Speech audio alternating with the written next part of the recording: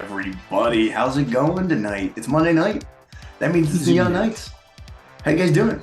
How's everybody doing tonight? I'm well. How are you? Good. Mike, Rich, how you guys holding up? Doing great. I'm a little too zoomed in because I'm taller than Mike, so this didn't work. Is it the big one?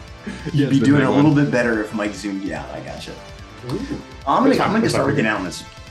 Welcome everybody. My name's Andy. Of course, I've got Derek, Mikey, and Rich here with me as well tonight. We've got another exciting episode of Neon Nights tonight. Neon Nights and Avantris Talk Show is the full title. And as always, this is a mature stream, so keep that in mind. If you're looking to support the stream in any way that you would choose, the two best ways to do that are go check out our merch shop. We've got a lot of really awesome designs and a bunch of really great items. Excuse me. So go check out the merch shop. Great stuff over there. We're working on a few more merch runs that I think we're gonna target sometime after Gen Con, because we are in full sprint mode for Gen Con and some exciting announcements that are coming up. But the single best way to support us is to go check out our Patreon account. It's the best way to support us because you get a lot of really awesome stuff in return.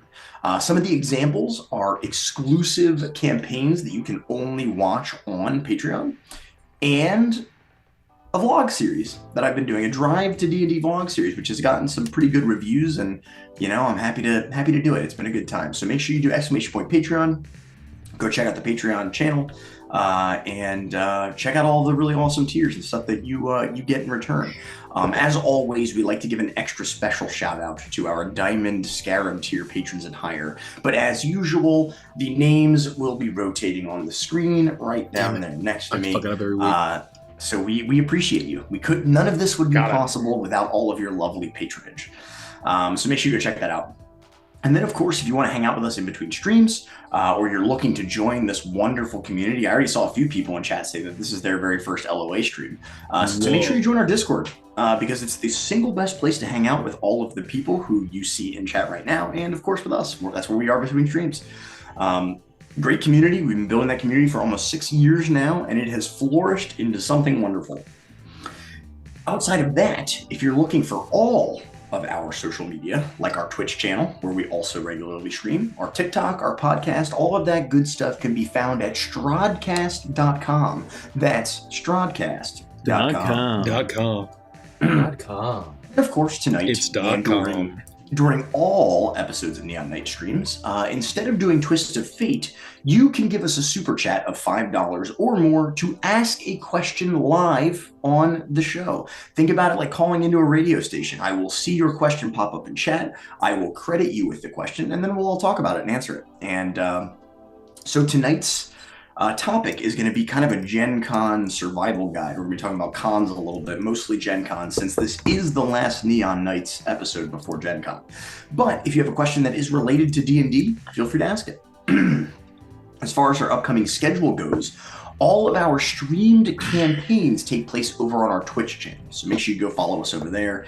Don't want to miss, get your notifications going for whenever we go live. You can tune in there every Wednesday for Once Upon a Witchlight at 7:30 p.m. Eastern Time.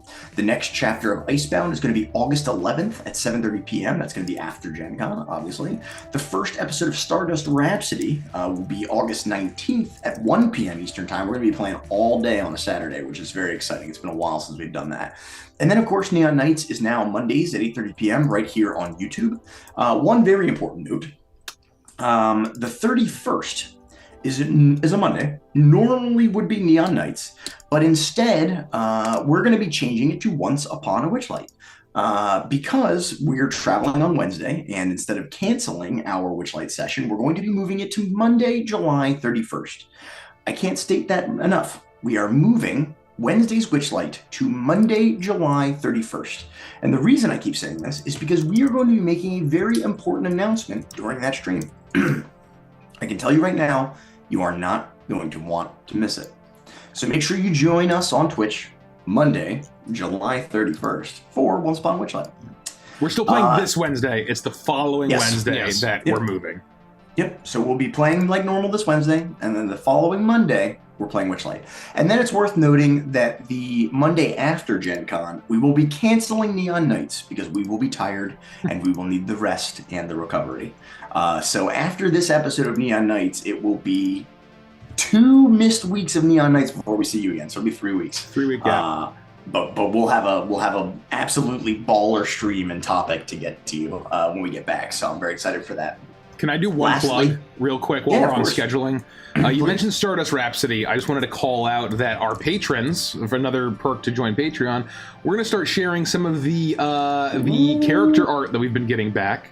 So stay tuned there. It'll be an exclusive first look at Derek's character, then Andy's character, then my character, and so on and so on. So stay tuned there. Join our Patreon, Gold Monkey and higher, and you'll get access.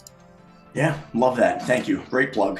Another reason to join the Patreon. Lots of good stuff over there. As far as special announcements goes, if we can get 1,000 patrons by September 1st, Derek's going to shave his beard and cosplay Bitsy. We don't really know the implications of what that entirely means yet. We just know that it's going to happen, and there may be some uprooted in our future or something along those lines. So stay tuned for that. If you become a member here on YouTube, you get access to a bunch of really great emotes. We've got all of these emotes on Twitch. We're trying to unlock them over here. So if you want to, use some really cool LOA emotes, make sure you become a member. We appreciate your support. And then lastly, if you're interested in learning more about Project Earthshine, which is very rapidly coming to a close if you've been following the emails lately, we're planning on sending out some more information by joining our mailing list. If you want to get the naughty list that you may have seen us use, in Twas the Night Before Witchlight, somebody actually just posted a clip from that today in our Discord. You can bring home the PDF and sign up by signing up for our mailing list. We'll give you a free download of that PDF. And then lastly, it's time to do the YouTube intro, which I hope someday we'll use. Yeah, please go ahead. Any other special announcements? We are so close to 1,000 patrons. That's true. We are 164 patrons away from 1,000. I feel it's pretty good before September 1st. That is a long time. That's not bad. It's very doable. It's not bad. It's not bad. It's doable. 164. We're driving. Yeah, I knew we were close to 850 patrons. I knew we were close. All right. Okay, are we good? We ready? I'm going to do the YouTube intro. Sorry, I had meatballs before this, so I'm like, You had to meatballs? What does that mean? No, I ate meatball. I had meatballs. I thought you were using meatballs as a verb. No. I ate meatballs for dinner. God, I love meatballs. Why didn't you share, you motherfucker? Were they big meatballs, but you kept them whole and you just sort of snake them down? Like exactly. Okay. I can unhinge my jaw like a reptile, and it's been very helpful when I want to eat a whole rack of ribs and I don't want to worry about the bones. Anyway, here we go. Hello, and welcome to another episode of Neon Nights and Avantris Talk Show. We would absolutely love it if you could like this video, click the subscribe button, and check the bell so you never miss an episode.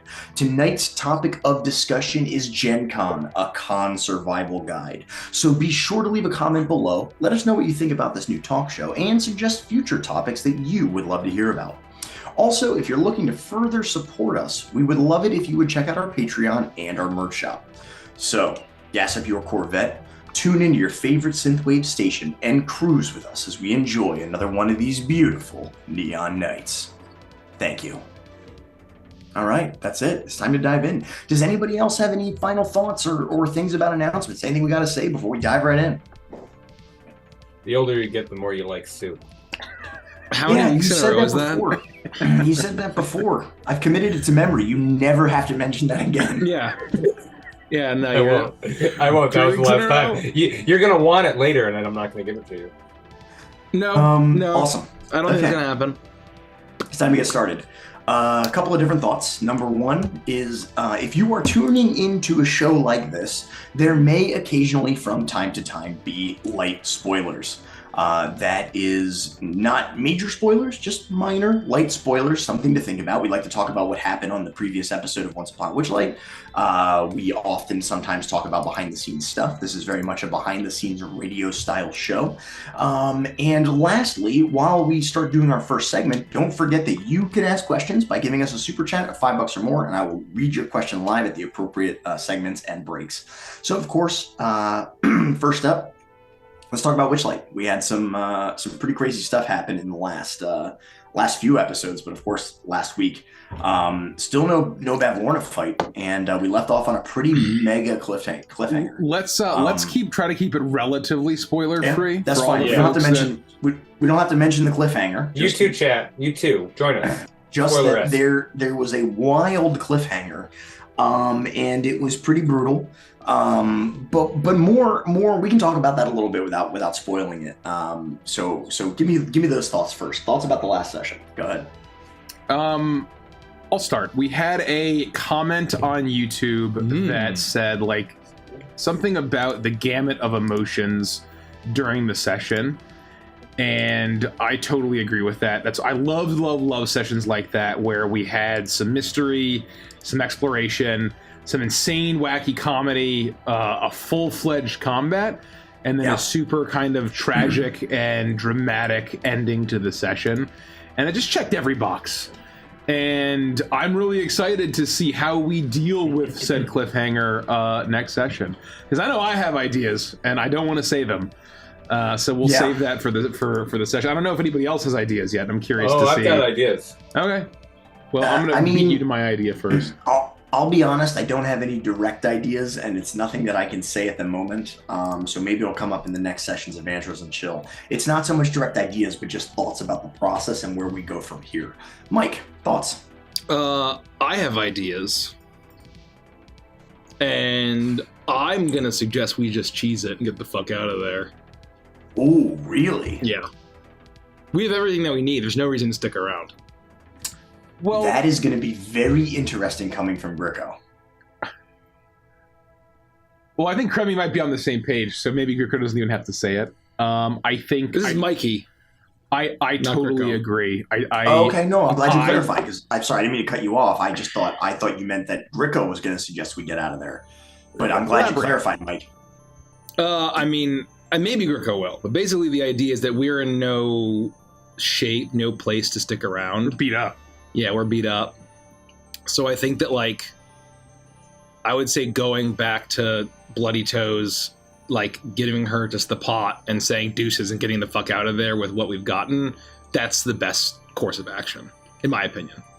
I apologize, Rich. I didn't mean to cut you off. Please continue your thought. No, I mean, I think I would definitely agree. And, you know, if this were a different campaign or I was playing a different character, I'd be all in for a big hag fight. But we, snatched what we were looking for anyway. And Clapper Claws biz. Spoilers. Oh, yes, we didn't. So that's there. We didn't even mention it, though. But did we even talk about it? I think did I miss that Nikki mentioned it. No. She described his head, skull, but no, none of us were even said. Oh, hey, well, no, there's the fight right away. Yeah, obviously, we know that it's whatever. Was that the week that I missed? What?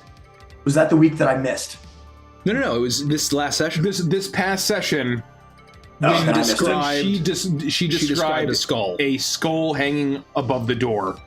Okay. You're supposed to pick up. I completely missed that. So I'm glad you're pointing that out. Yeah. So I think the thing that I love most about a session like last week is that in a dungeon, sometimes you come to many hallways and it sort of feels arbitrary whether you're going to go left, forward, right, down, up. Narratively, we're at the most crossroads that we've ever been at in Witchlight. And it feels like there's just going to be heated debate about what to do next. I'm excited for it. Yeah. I'm thrilled. It's so fun. I'm having the best time. Yeah. A lot of good opportunities for RP moments coming up.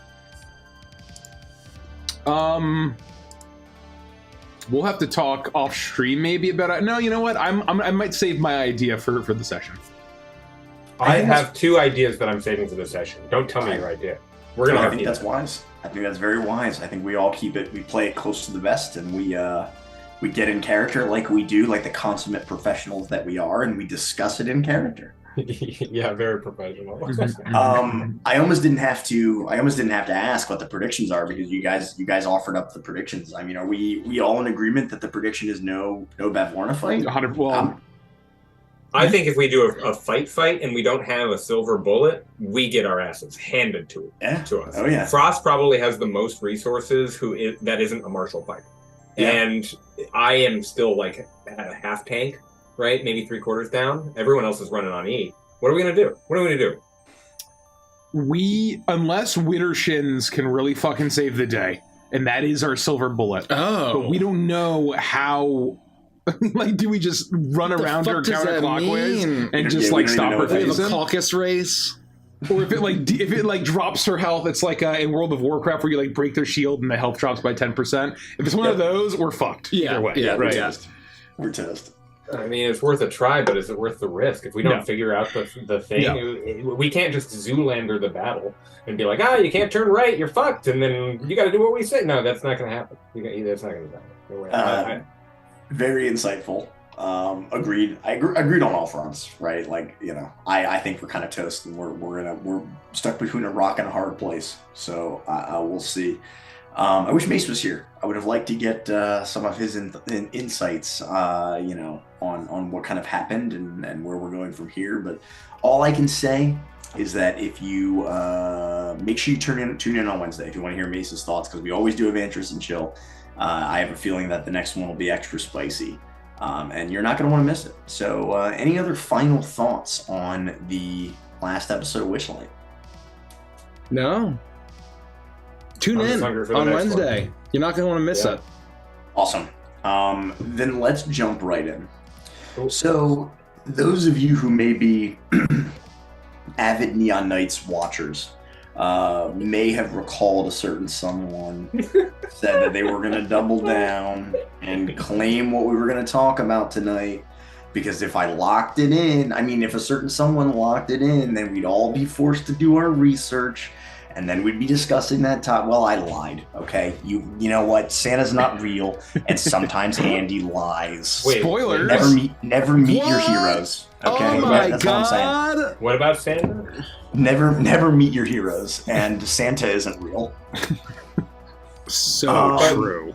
But he's gonna find out. So in that case, he's gonna find out. In that line of thought, we have so much that we are working on right now that there was not a single second for us to sit down and discuss 1D&D. And we wanted to provide that episode with a really in-depth amount of knowledge and research and do it justice. Because it might even be a two-parter. That one could be long enough where we have to do a two-parter, and we just didn't want to, do it half-baked and, without providing a certain level of quality for everybody. So we're kind of making we're doing an audible here, and we're going to talk about Gen Con because this is the last Neon Night before Gen Con. We've got a lot of people that we know in our Discord who are going and have never been before. Maybe you're interested and you didn't have time to get it together this year, and you want to go next year. Well, this will hopefully serve as some sort of a Gen Con survival guide that you can use to, one, determine whether or not you want to go in the future, which you should because it's pretty awesome, and two, just to kind of get an insight on how we operate and what we do when we go to conventions, and especially Gen Con. So the first, and this is why I left all of this out of the announcements, because I figured we could talk about it during the show and we didn't have to just plug everything in the announcements. The first segment's going to be kind of what's going on at Gen Con, right? We're going to talk about what's going on at Gen Con.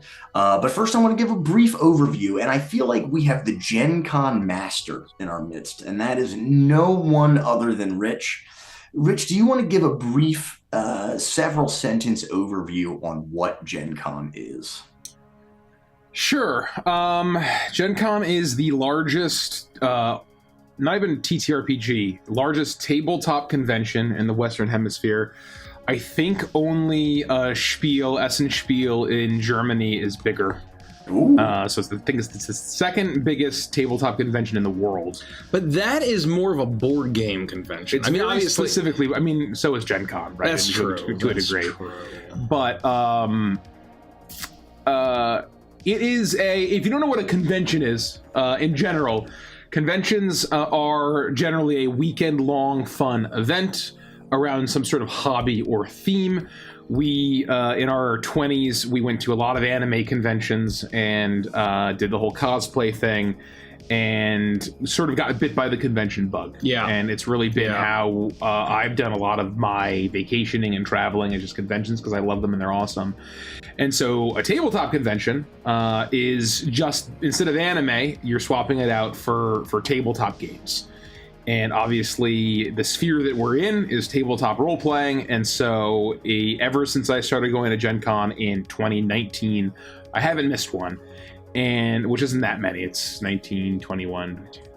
So this will be my fourth Gen Con. That's right.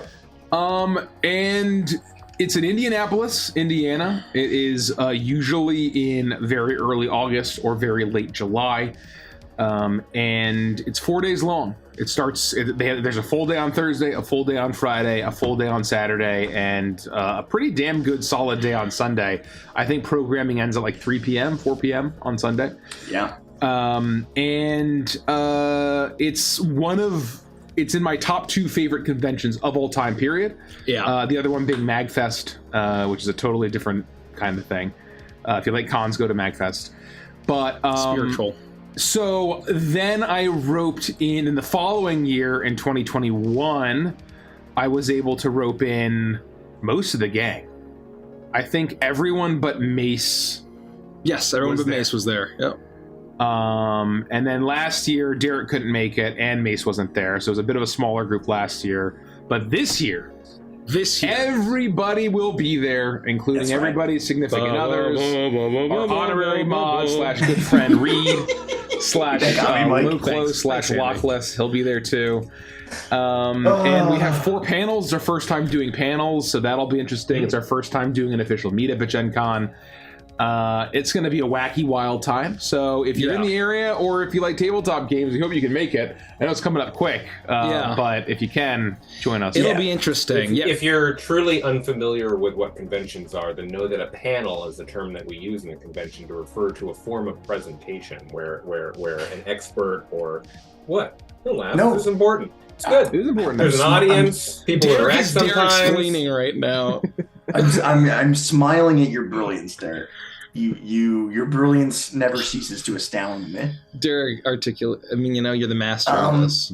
I wanted to real quick jump in there with Rich and just say he said this is going to be a wild Gen Con. Mikey commented on that a little bit too. We'll talk about that a bit more because not only is this the first one that we're doing official meetup at, this is also the first one we're doing official panels and we're doing official live shows. And we're going to get to that in a minute. But Mike, you sounded like you wanted to say something, so I'm going to let you comment. It may be coming up, but basically we didn't do a official hangout because we basically knew that no one in Indianapolis had any idea who we were. And I was looking at the numbers, and basically if the trends kind of continue, by the time we're at Gen Con, we will have increased our TikTok following by 300,000. It's pretty big. That's a lot of people. From 25,000 to 325,000. So I don't know how we're going to fit 300,000 people in one bar. It's going to be yeah. Gotta imagine. So a bit of a change.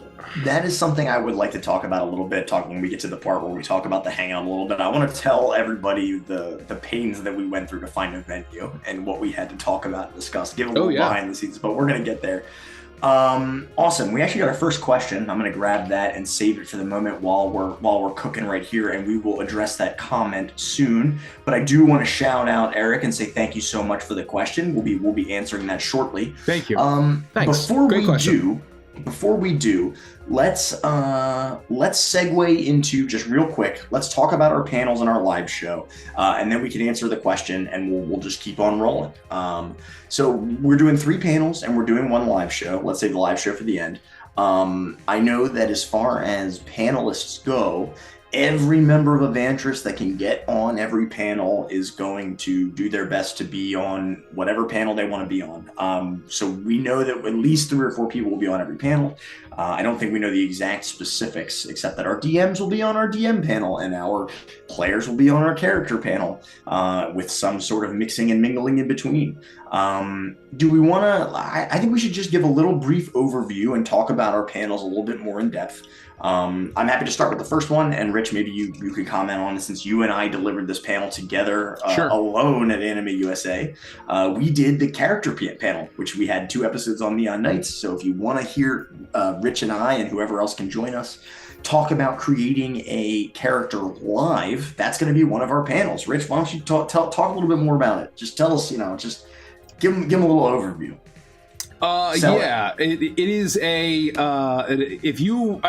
If you've watched Neon Knights, you've heard a lot of this. But we, in a panel format, we really break down how to make a tabletop role-playing character and why you should make those decisions.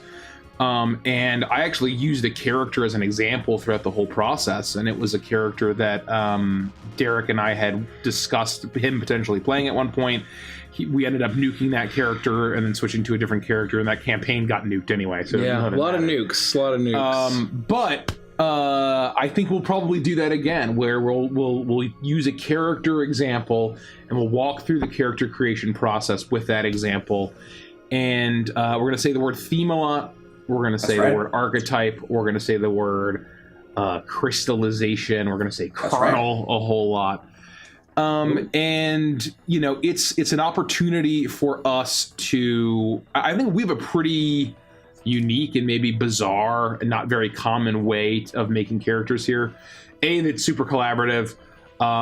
B, we're pretty restrictive and have a very, very, very high bar set. And so our first draft of any character never survives. It gets torn to pieces and put back together, and then torn to pieces again, put back together until we have a really solid kind of crystallized character at the end. So yeah, we'll walk through that, and we will, The biggest selling point will be, even if you saw the Neon Knights episodes and you're going to be at Gen Con and you may be like, well, I already heard the Neon Knights episodes. We always save 15 minutes at the end for questions. So you could come ask us a question live. Well, we're right there in the flesh, in the same room, which is kind of cool. So that would be my selling point if you've already seen the Neon Knights episodes, to come check it out anyway. Awesome. One of the next panels we're doing, I believe, is the Hellfire Debate Club. This one was a ton of fun at Anime USA. You'll have to forgive me. I don't have the time slots for all of these right in front of me. But that one's usually a little bit later. We usually get a little wacky and we debate it's from 10 to midnight, questions. I think. Oh, perfect. I think it's from 10 to midnight. It'll be later in the evening. There's a reason that's a late show. Yeah, we'll be a little loosey-goosey. It might be 18 plus. Yeah, so that one you'll probably need a wristband or something for. And we debate pseudo-philosophical questions. We debate D&D questions. We get the crowd involved. It was very successful the last time that we did it. And I have a whole host of new questions to ask if I'm allowed to MC again, because I loved doing it so much. It gets wild. I laughed so hard during the last time when we did it last time. It was funny, but we really got into it. There were some hot takes. Like that is the spiciest we get, where we're really just like screaming about our opinion. Really fun. It's the funnest time. Did you have a favorite question? Do you The recall? hot dog question. The hot dog question was a good one. So the thing is, only because I feel like I slam dunked that one. The thing is that I know you solved it, but we all need to do our best to forget that panel, so that we can go and debate similar topics with fresh mindset. We can't just immediately opt on everything we talked about last time. No. And I'm gonna bring back a few classic questions, but I'm gonna try to have as many new. You better bring back orangutan finger. We're gonna get to that later this session, and maybe we'll bring it back. You have to come to Gen Con to understand what that means. Yeah, that's right. We're gonna get to orangutan finger. I'm horrified of that conversation. Mikey, Rich, do you guys have a favorite question that we talked about, just to give people a sampling, like a little taste? Whatever the question that led to Sauron, man, and all. And Reed seething in the audience. Absolutely seething in the fucking audience. Just going. Oh my god. Going fucking bonkers. That was my favorite. I can't remember what question that was, but I love that. My favorite. I don't know. I can't remember a lot of really good ones, but it was the menu question. How do orcs know what a menu is? Yeah. Oh yeah. They can totally know what a menu is. What a great fucking question. We need to do that. We'll bring that one back. I'm getting ready to the fight jury's about that. still out on that one. I think that's for the answer to that is very obvious. I mean, there's an orc in the third movie who says that the days of menu are over. So it's That's really good. That implies the existence. Never mind. Anyway, keep going, Rich. What was your favorite? One that sticks out to me was the classic debate of if you take 2 slices of lasagna and stack them on top of each other, do you have 1 or 2 slices of lasagna? That's a good one. That's right. At what point does lasagna become cake? Exactly, yeah. And that too. My other favorite question was... Inquiring minds need to know. Was which is the best anime, Cory in the House or King of the Hill Brotherhood? That was my other favorite. That'll be fun. Yeah, I can't wait. That's one of my personal favorites because we really get to be extra goofy and yell at each other in a fun and playful way and get the audience riled up. Because when we get the audience riled up, then we know we're doing our job. Hellfire is the right word. I think that's one of my favorite things. Obviously, it's our bread and butter and it's the source of Avantris, but the fact of us all being real friends and not just an assembled cast of coworkers performing is that we can fucking torch each other. We can fucking napalm and carpet bomb each other. That's true. And go after each other, and it's all good because we're friends. So that's always fun when we're able to do that. The difference between like a new friend and an old friend, like the new friend walks up, it's like, oh, hey, how was your weekend? Oh, yeah, it was pretty good. And you see an old friend, you're like, what up, fucko? I've seen that TikTok. There's a different energy. There's a different energy. Or the YouTube video. Well said. That's a lot of fun. And then, of course, we have the D&D monster fight. I know that I helped kind of, just organize it last time and take votes from the audience. Again, if I would be so honored if I could help out with that again. But I hear that there might be some new twists and changes. It's a bit of an iterative process. The first panel went well, and then you had already immediately thought of some different changes, Derek. Do you want to explain a little bit about what we did? For the Monster Showdown? Yeah. Sure. The Monster Showdown is where we take the most popular or well-known or dangerous or fantastical monsters from tiny little, quarter eighth of CR action, if you know CR D&D, small, relatively not powerful creatures, all the way up to nearly like Eldritch God tier. Anything that has a stat block can be considered. And then we put them into a randomized bracket and we go, who wins?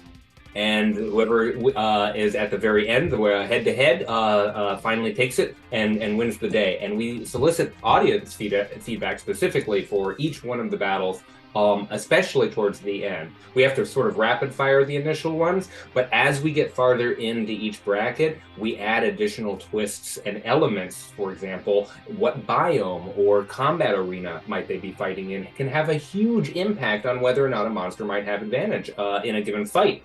And so, if you're just outside, how well is the vampire going to do, right? There are certain things that will impact that. And I remember the engagement being like, no, you're forgetting about this particular property. Well, what about this spell that they could use? Oh, they're resistant to such and such. What about... It's a really fun deep dive into D&D lore in a form factor that makes it...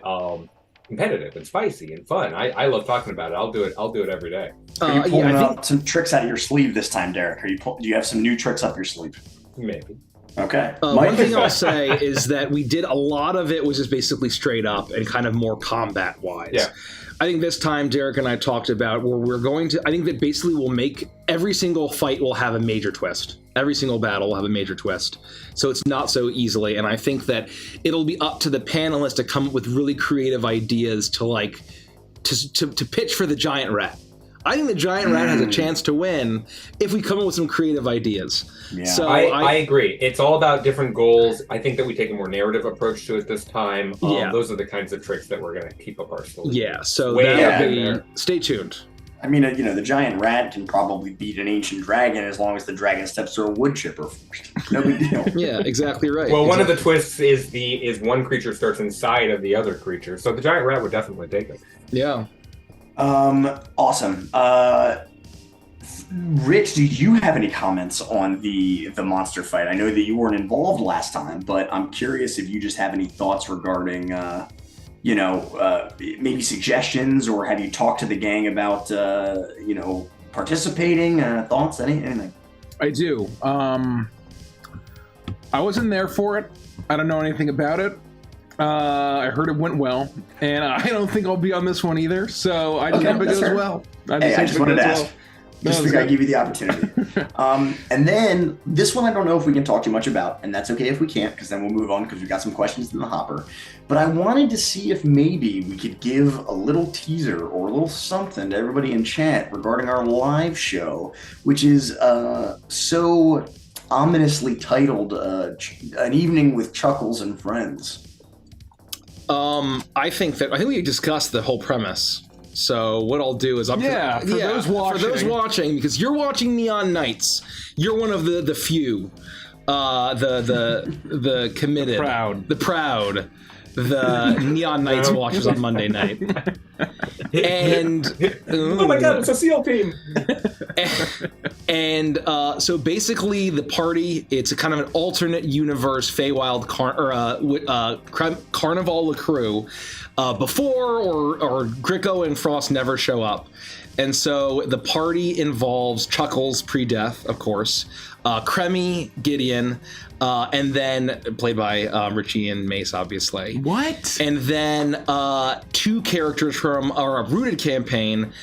Kelsey will be playing Hazel, and Derek will be playing Bitsy, and then of course also Torbeck was there, so Andy will be playing Torbeck, Nikki's DMing, and so basically the idea is that the carnival's flat broke and we don't have any money to pay off bribes, so we need for the inspector, and the inspector's coming for the inspector, and so basically we need to get the carnival in order so that we don't have to bribe the inspector. And so that's all we really know. That's all we know. It'll be a bunch of carnies doing carny stuff. Yeah. And of course, just like our sessions, it's all improv, right? We have a premise, but we don't know the story. We don't know how it's going to go. So it'll always be a good time. And it's not going to be streamed. It very likely will not be recorded. I'm going to try my best. We're going to try. At least have an audio recording. I can't promise anything, but unfortunately. It will be what do you call it? It'll be Patreon content. If we ever release it, it'll be Patreon content. So join our Patreon. I don't normally just read normal questions, regular questions from chat. This one seemed pertinent. Somebody did ask who's going to be watching Kelsey and my child. She's old enough. She's going to be home alone. She can work the fridge. She can work the stove. She's good. She'll be good for a weekend, first big weekend on her own. Handsome Jack. It'll be a first opportunity to fight off burglars using small traps. Right, exactly. She'll be hanging with Handsome Jack, like Rich said. Yeah. It'll be fine. Awesome. Any other thoughts on the live show before we start answering questions? I'm super excited to be in a position where I think playing Cremmy in that role will be very interesting, and I think I'm gonna be able to basically as the owner of the carnival, just sort of let all of my employees loose on everything, and I'm excited to sort of sit back and watch. So I'm very excited. I've been thinking about this a lot, and Torbeck's character has to change a little bit to pre-Witchlight Torbeck, and I've been doing a lot of the thought work around that. And I have ideas I want to run by you guys. It's basically 'Twas the Night Before Witchlight Torbeck. Yeah, that's Guy's Night Torbeck. Guy's Night Torbeck, yeah. And for me, Chuckles is basically 'Twas the Night Before, Witchlight Chuckles. At least that's how I'm approaching. Speaking of which, we need to talk about making a character sheet for Alt Torbeck. Oh. Yeah. Because Blood Hunter doesn't make sense, right? So let's do it. Yeah. I'm very excited. Good point. We're gonna put a cap in that, plug that one up for now, put a cork in it for now. And I'm not gonna say anything else. I'm gonna leave chat just wonder what that means. Anyway, thoughts, Derek, final thoughts about are you excited to play Bitsy? You gotta be. Yeah, every opportunity I have to inhabit Bitsy is a fun time. All I have to do is show up and think Bitsy-esque, and we're there. We're ready to go. Love that. I figured you were going to say that, but I just want to give you the opportunity to talk about the live show. That's easy. I'm really pumped for the live show. It's so fun playing D&D in front of a crowd, and Gen Con being what it is, this is going to be magic. I can't wait. Yeah, I appreciate you guys bearing with me on this Gen Con survival guide, because I know that this is a little bit different. The questions are gonna be a little bit more rapid fire. These are things that we've talked about before, but as we get into it, now that we're done talking about what we've been talking about for months now, we'll really be able to dig in and start talking about all the fun shit that you can do at Gen Con. And we got some funny stories coming up, and we got all sorts of tips and tricks coming. So don't go anywhere. Yeah, and I made the title of this stream Tabletop Convention Survival Guide, because I really think that everything we talk about here is applicable to just about every tabletop convention. And I mean, not just even tabletop, any kind of nerd convention. Yeah. I feel like it'll apply, except if it's an anime convention, it's just a lot more degenerate. I guess we won't go into those wings of convention going. We'll keep it PG. We'll keep PG-13. PG-13. Yeah. First question we've got from Eric. Hey guys, recent subscriber and first live stream. Welcome. Question, do you guys have any backup characters for Witchlight, since the next session is going to be so dicey? So we've gotten questions like this before, and we do have an answer for you, and the answer might surprise you, gentlemen. No. We do not. We never have backup characters. It's sort of a philosophy of ours where we plan to play our characters, and if there's a true permadeath, then the story has to adjust for that. But because we play such narrative-focused games, it wouldn't be like, let's say Kremi dies, and then they turn. Let's say Kremi died in that last fight. They turn around, open the door, and all of a sudden there's Kermie. Hey guys, I'm here too.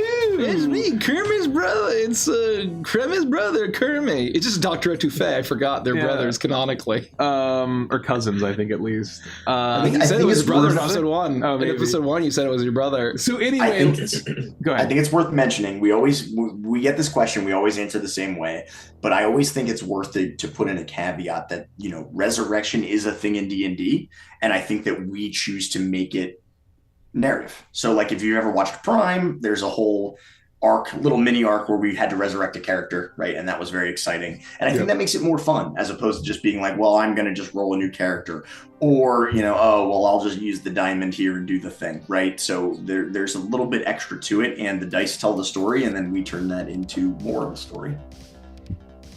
Well said. Anything else to add, Derek? My answer is also no. I'm also famously someone who doesn't have a bucket of character ideas or a shelf of ideas for a given campaign. It isn't until I know that I'm going to be playing in a one-shot or a campaign that I even know what would happen. So if something were to happen to Morning Frost, and narratively it made sense for that to be the end, I would have to just start there. It wouldn't come to me. I can't see past that fail. Fair enough. Well said. Awesome. Good question. I hope we answered it sufficiently, and thank you again very much for the chat, the super chat, Eric. We appreciate the support. The next one comes from Chloe Zoe MG, the milligram herself. As a small town country girl, this is going to be the most people I've ever been around by a lot. What are some unspoken social rules that I might not know? We're going to talk about some of that soon, but I think now is a good opportunity as well. I have one that immediately jumped to mind, but I'm going to let the guys go first. I think for me... Go ahead. No, you.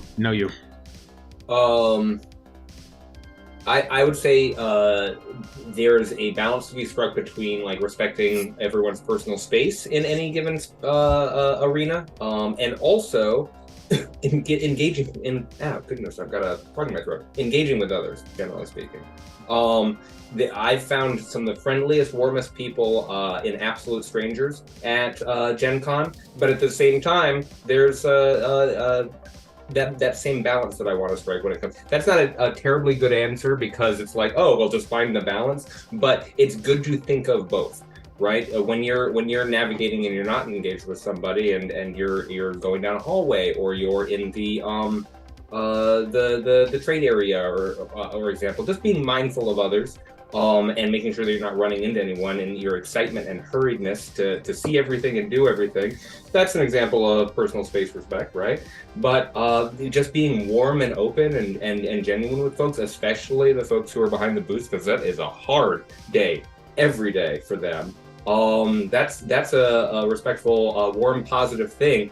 I don't think that it's gonna If you're already asking that question, you're probably already on the right track to finding the answer when it comes to that balance. Before the next person goes, I want to shout out Bunny for the 10 gifted memberships. Bunny! Thank you so much. Thank you. Thank you.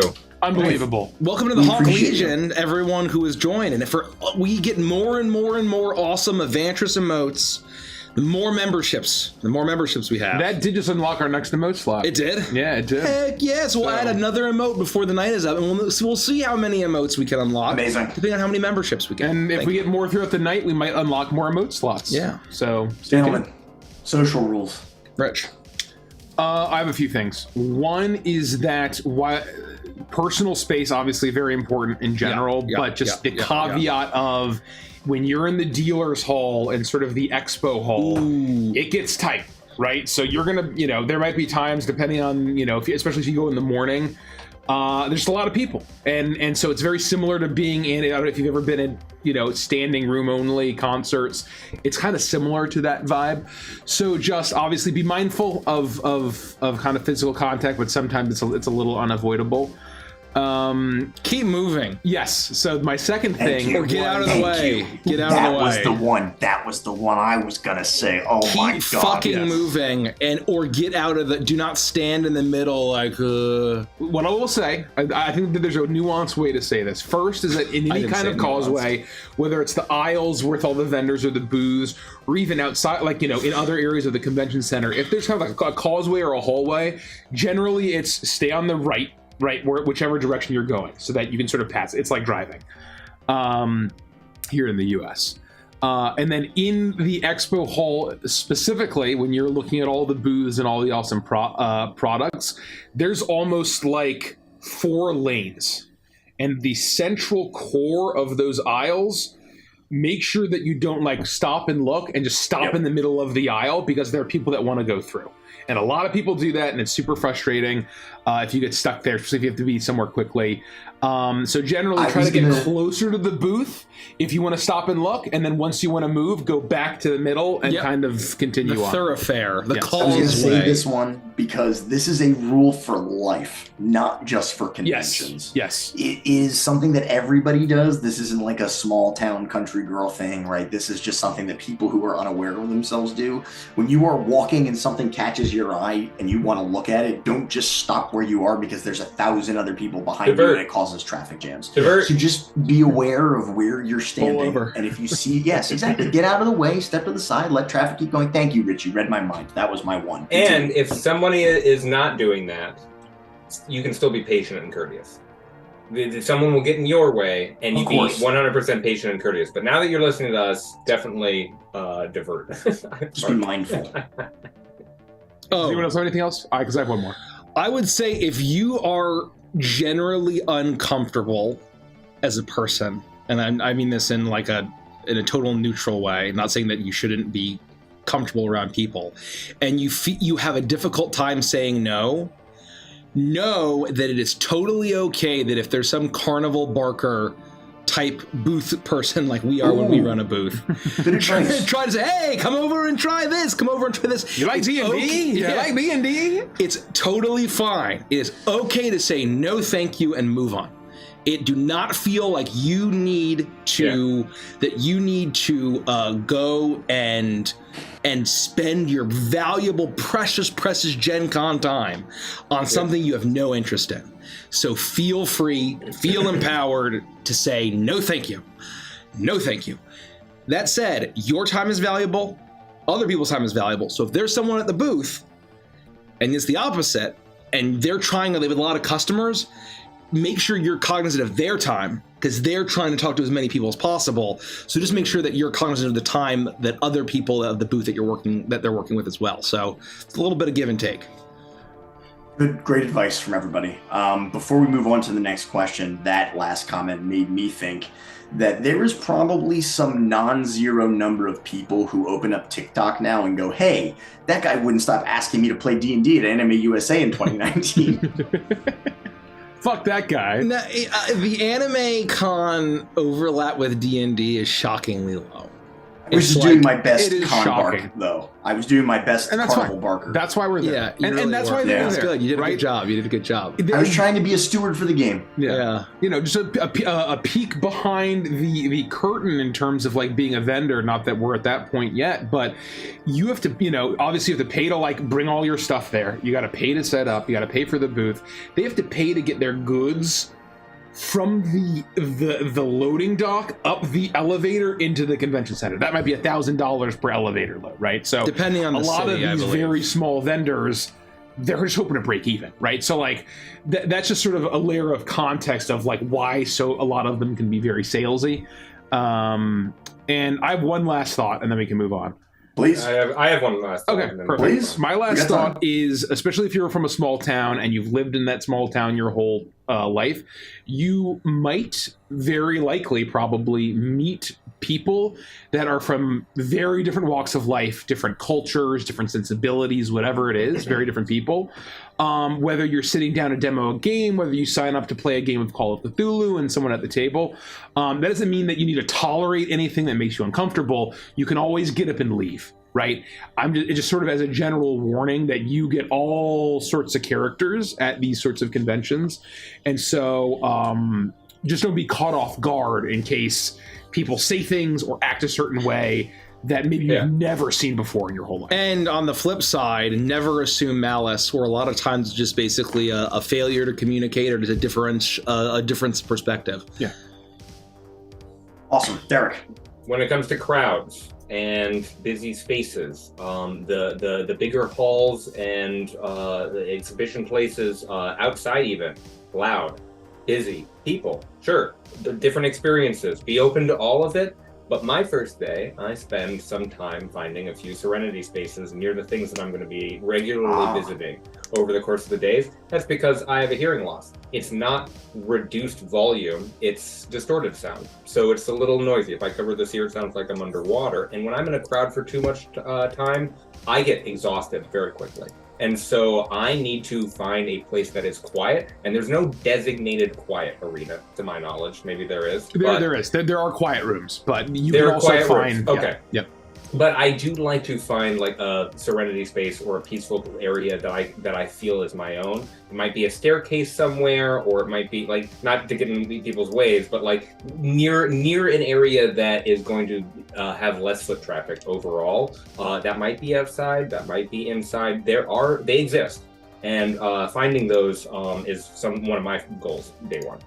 Awesome. The next question plays directly into this, so perfect segue. This is from a Lover's Rose. Thank you so much for the support and the question. Thank you. For convention survival, do you abide by the 621 self-care rules? And what are your suggestions for those that would be shy to meet y'all in person? So if I'm correct, I've heard it a couple different ways. I've heard it 421, 321, 621. I believe that's at least 6 hours of sleep, 2 meals a day, and 1 shower every day.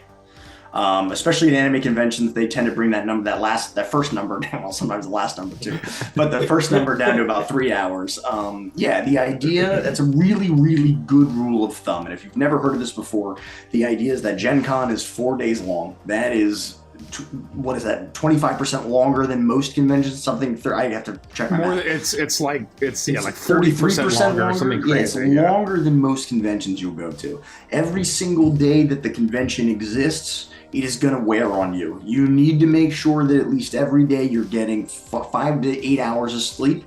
You need to make sure you're eating at least twice a day. You need to make sure that you're hydrating, and you need to make sure you're taking at least 1 shower. Not only is that good for you, but it's also good for the people that you will be around. If you've ever been to an anime convention, you know that the showering thing is often skipped. And I wish I could say that was that's hyperbole. It is not. It is not. So take some time. Make sure there is the good news about Gen Con, and we're going to talk about this later. They have this thing called the Block Party. We're going to talk about food options. They have stores that you can shop to buy food if you have a cooler or something. Keep food in your hotel refrigerator. There is no shortage of food. So that shouldn't be an issue for anybody. Sleep can be tough because the convention is nearly 24 hours. It stays open very late. And hopefully shower isn't difficult for anyone either. But those are just some things to think about every single day. And carry a water bottle. There are water stations everywhere that you can refill your water bottle, or use a little plastic cup. They provide little cups that you can fill with water. And there are, all sorts of vendors and stuff inside the convention center, but that's generally going to be a little bit more expensive than if you bring your own water bottles and things like that. So that's a good one. Does anyone else have any comments on that particularly before we move on to the second half of the question? Well, there's a reason why we're acknowledging that we're not going to do neon nights the day that after we get back, right? It takes a lot out of you. I have been to conventions where I think that I'm okay for the first 2 days, and I'm there for 2 more days, and the third day I can't get out of my hotel room because I wasn't managing my con time and my self well. Hydrate, recharge. When you have an event that you want to be at, get there early, because you're going to want to get there early. Let's get to the front row. Sure, why not? But when you get there early, you're not going to be bored. Sit and have some almost like meditation peace time. Read through the Gen Con guide, figure out what you're going to do with the rest of your day, eat that snack, hydrate. That's a good little battery recharge, and make sure that you're having those throughout the day rather than high volume, just run, sleep, high volume, run. No. Balance it all out. I would also like to be very clear and say that the 6-2-1 rule doesn't necessarily reflect my own personal belief. I will be showering more than once a day, most likely. I saw some comments in chat that say they don't shower less than twice. That's totally fine. These are just rules of thumb when you find yourself very, very, very busy. Sure. Remember to take care of yourself and think about these. Set reminders if you need to on your phone to do these things to take care of yourself so that you don't crash and burn. That's really the idea. I would make a silly joke about hygiene, but it isn't. Like, take care of yourself. Yeah, you don't want to end up messing yourself up real good. Here's a pro tip. Quick pro tip. Yeah, please. Obviously, staying hydrated is super important. There's been a lot of good comments in chat about water bottles and all that, and you said a lot of good stuff. But a pro tip is if you've heard of Wild Bill's soda at any other convention. We're getting there. We're getting there. That's in the con tips and tricks. Oh, sorry. We have a whole segment on tips and tricks. Yeah, I take it back. Yeah. I take it We're back. going to talk about Wild Bill's, so don't go anywhere. It's one of the best kept secrets, I think, in conventions over the last 3 years or so. There are still so many people who don't even know about this thing. We're going to get to it. We have a whole section on cool tips and tricks, and Wild Bill's is one of them. We're going to get there. But I want to address the second half of this question, which I think is even more important in some ways, because I know that we have a lot of people who may want to meet us and are nervous too and don't know what to do. So the question is, what are your suggestions for those that would be too shy to meet all of us in person? I'm going to let everybody talk, but I want to speak at least for me. I can promise you that as long as I am not in a mad dash to make it to a panel that I have to be at, that you will never inconvenience me. And even if you do stop me on the way that I'm running, I might just not have a lot of time. If you see me, you may stop me, you may shout, you can wave, you can get my attention, and I will be more than happy to say hi. We don't bite. We're very kind people. The people that you see on this side of the screen or on your side of the screen is us. It's not an act. We are not putting on a veneer or a facade. I know that me just saying don't be shy is not going to help all of a sudden cure your shyness, but I want to reassure and be sincere in saying that we are appreciative of people recognizing us and saying hi, and especially that's what the Hangout is for, which we will talk about more in a bit. So please, gentlemen, add on. I mean, I think you covered it. I think ditto, right? As long as we're as long we may be hustling, we'll still say, hey, we're gotta get here. If you see us in a frantic mad dash, just know that that's because we're working. We're doing a lot of work, right? Yeah, we have a lot of meetings and such. Yeah, but that's not to say that we won't make time to say hi. But the number one best way to get us with undivided attention is to hang out with us at our Hangout, which more information is coming soon. Yeah. Any other additions? Go ahead. I'm happy to say hello and chat, and if I have to say, hey, I got to go to the Avantris thing, then I'll run away in a comical manner. But other than that, it'll be great to chat and hang out, and especially on our Friday night hang. And just one thing that I'll add is, if specifically, in the text of the question, if you feel like you are too shy to meet us in person and actually chat with us and interface in any way, then if you just want to wave and or say hi and then leave, that's totally fine. Or if you just, let's say you want to come to our hangout and you're too shy to sort of come up and talk to us, that's totally fine. I mean, hang out, enjoy the space. That's totally fine too. So, I mean, I think obviously don't do anything that would make you uncomfortable. But if you don't feel intimidated, we're trying to lessen that intimidation as much as possible because we are just normal people, right? We're just schlubs. Yes, we're just schlubs. Perfect. Yeah, that's true. Bunch of nobodies really. I didn't want to speak for anybody. That's all. I wanted to give everybody the opportunity to also comment on that. So hopefully that helps assuage some people's nervousness or shyness. And I think just to reiterate what we said, don't do anything that makes you uncomfortable. But we're just people. We're just normal humans.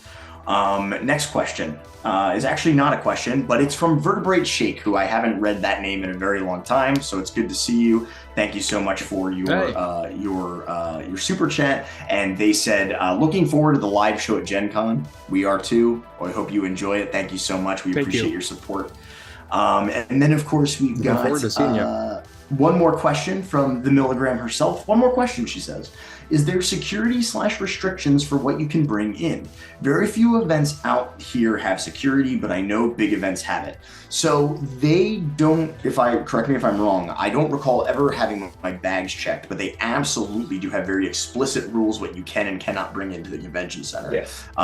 Things like water bottles and your own food and like medical supplies and things that you need to survive are totally fine. Things like weapons are not fine. But that generally goes for any kind of public crowded space. Read the rules. Yes. Yeah. There are guidelines. I'm going to sit down and read all of them to make sure that I don't bring in whatever. Like prop weapons, if you're cosplaying. Yeah, prop weapons are an easy. Rules. Yep. It's a good question because a lot of conventions don't allow bags, don't allow outside food, that sort of thing. Gen Con is very lax in terms of that. Yeah. You can have bags, you're shopping. I think all of the food I ate last convention was from the block party, which I'm sure we'll get to. But I would just bring it into the convention center and find a place to sit there and eat it.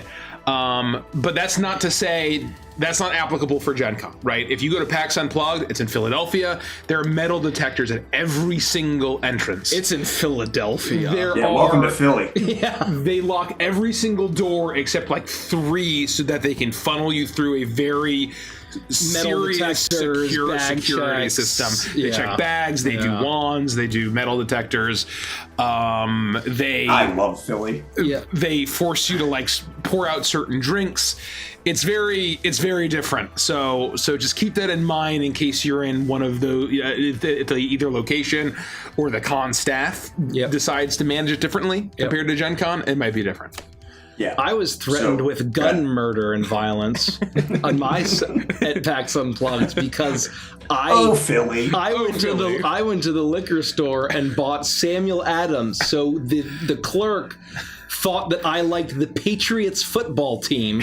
So therefore he said I should bring my gun and blow your face off or something like that. I'm like, man, I just want to drink some snake bites. I don't know nothing about football, man. It's not funny. But it's a scary moment. It was a scary moment. It was. Anyway, I just get myself into trouble. He doesn't represent all Philly. Come to PAX Unplugged. Seriously. It's fun. It's a great time. Yeah, you're not doing a good job selling PAX Unplugged. Anyway, we got one more question. Riddle.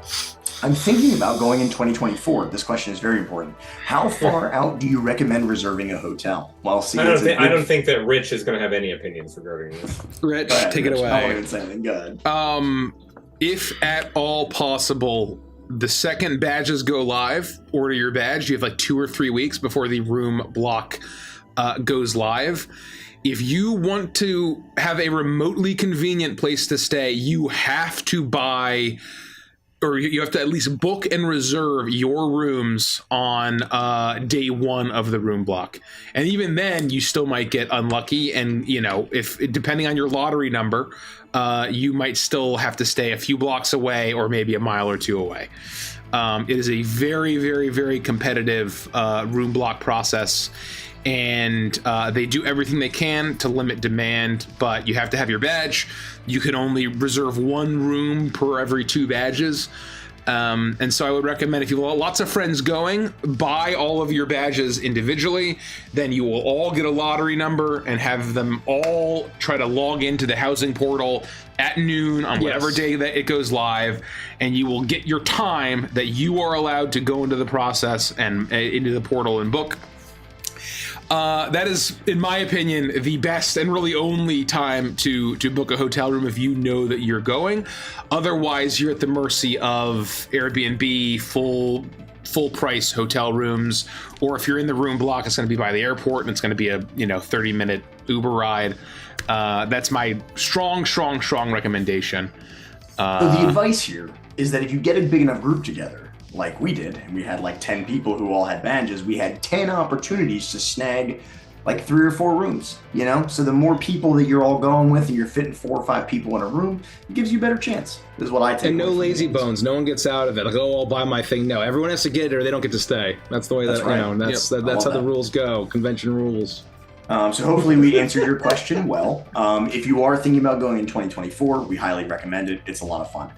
Next question. And then we'll jump on some of this and we'll flip back and forth. I hope it's not too late to ask something. It never is. We always make time. We just swap back and forth between the script and the agenda and the questions. Any tips that you would give to folks to help keep sensory overload to a minimum? Derek touched on this briefly a few questions ago, but there really is no way to. I don't want to underplay it. It's a very large convention, and there are going to be spaces that have very high sensory areas.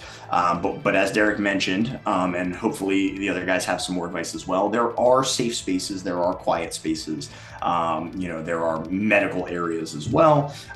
It would be best to find a map and try to find those places earlier in the day and make sure that you are kind of aware of where they may be, and do your best to maybe plan out your time near and around those areas just to help, any unforeseen circumstances. My advice on top of that is, if sensory overload, and this goes for anyone with sensory overload or gets exhausted, go find panels. That panels are a great way. Don't spend your entire day in the craziness of the expo hall. Such good Go advice. And look up the schedule of panels where it'll be quiet, or the mini painting seminars. Those can get expensive, but it's like, I think there are a few, it's like $10, right? But there are lots of free panels. There's lots of free panels, but there's a lot of free panels, and a lot of people. They're smaller panels. They would love for people that may not get a lot of people. They would love for you to show up, and even if it's something you're super interested in, it can be kind of something you might learn something, or just sit on your phone, right? But basically, that's a great way to break it up, and you can still enjoy the programming of the convention and the features of the convention if you want. Is so you're not just constantly surrounded by lines, and not a ton of lines, but like crowds and the throng of people. So that's my recommendation. Plan out panels to sit in so you can kind of get away from the din of the crowd. I have one more. So go ahead. Just that there have been times when we have run our own panels, and there will be like 2 people in the back who are just there to sort of have something to listen to, but they're taking a rest. They're recharging their batteries, and it's okay to do that. If it's a small panel, people are glad to see their audience grow, and they're just as fine to have you sitting there and occasionally ask a question, or at least just be listening, because I know I was grateful as a panelist. One more tip, and it depends on what sort of sense is being overloaded, but foam earplugs. I think for me, I found at MagFest, certainly I wear them in concerts, but I think this is probably very applicable just in general, is if you get those foam little earplugs that they sell for, like, I think for swimming, but also for like sleeping. Loud concerts. You don't want the swimming ones, you want the sleeping ones. The sleeping ones. Yeah. Just don't shove them in all the way. Just barely get them where they're just at the very, very, until they're like barely holding on, and just get a whole pack in case one falls out. But what that does, I found, is that it totally cuts out like crowd noise.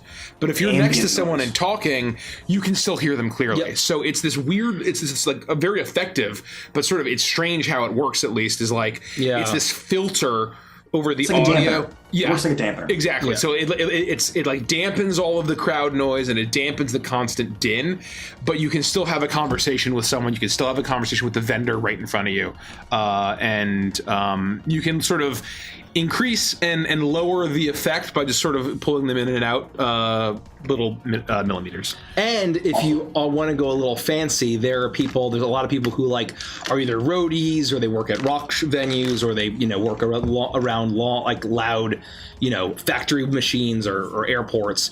They sell like nice fancy comfortable ones that are like you not just easily throw away. You can like they have like a little connector and they hang around and like that's the variety that I have. Yeah. So that you can get fancy with it to get a nice comfortable Luxo one if you want to do that. So awesome, great advice. Let's hop back into the segment. Basically the segment is still what's going. Oh, Derek, did you have something? I apologize. Oh no, I was giving you the I thought that was gotcha. Cool. We're going to keep talking about what's going on. And we'll just keep ripping through this because we're actually doing well. We're surprisingly not very far into this, and we've been talking for a long time. I always love to see that.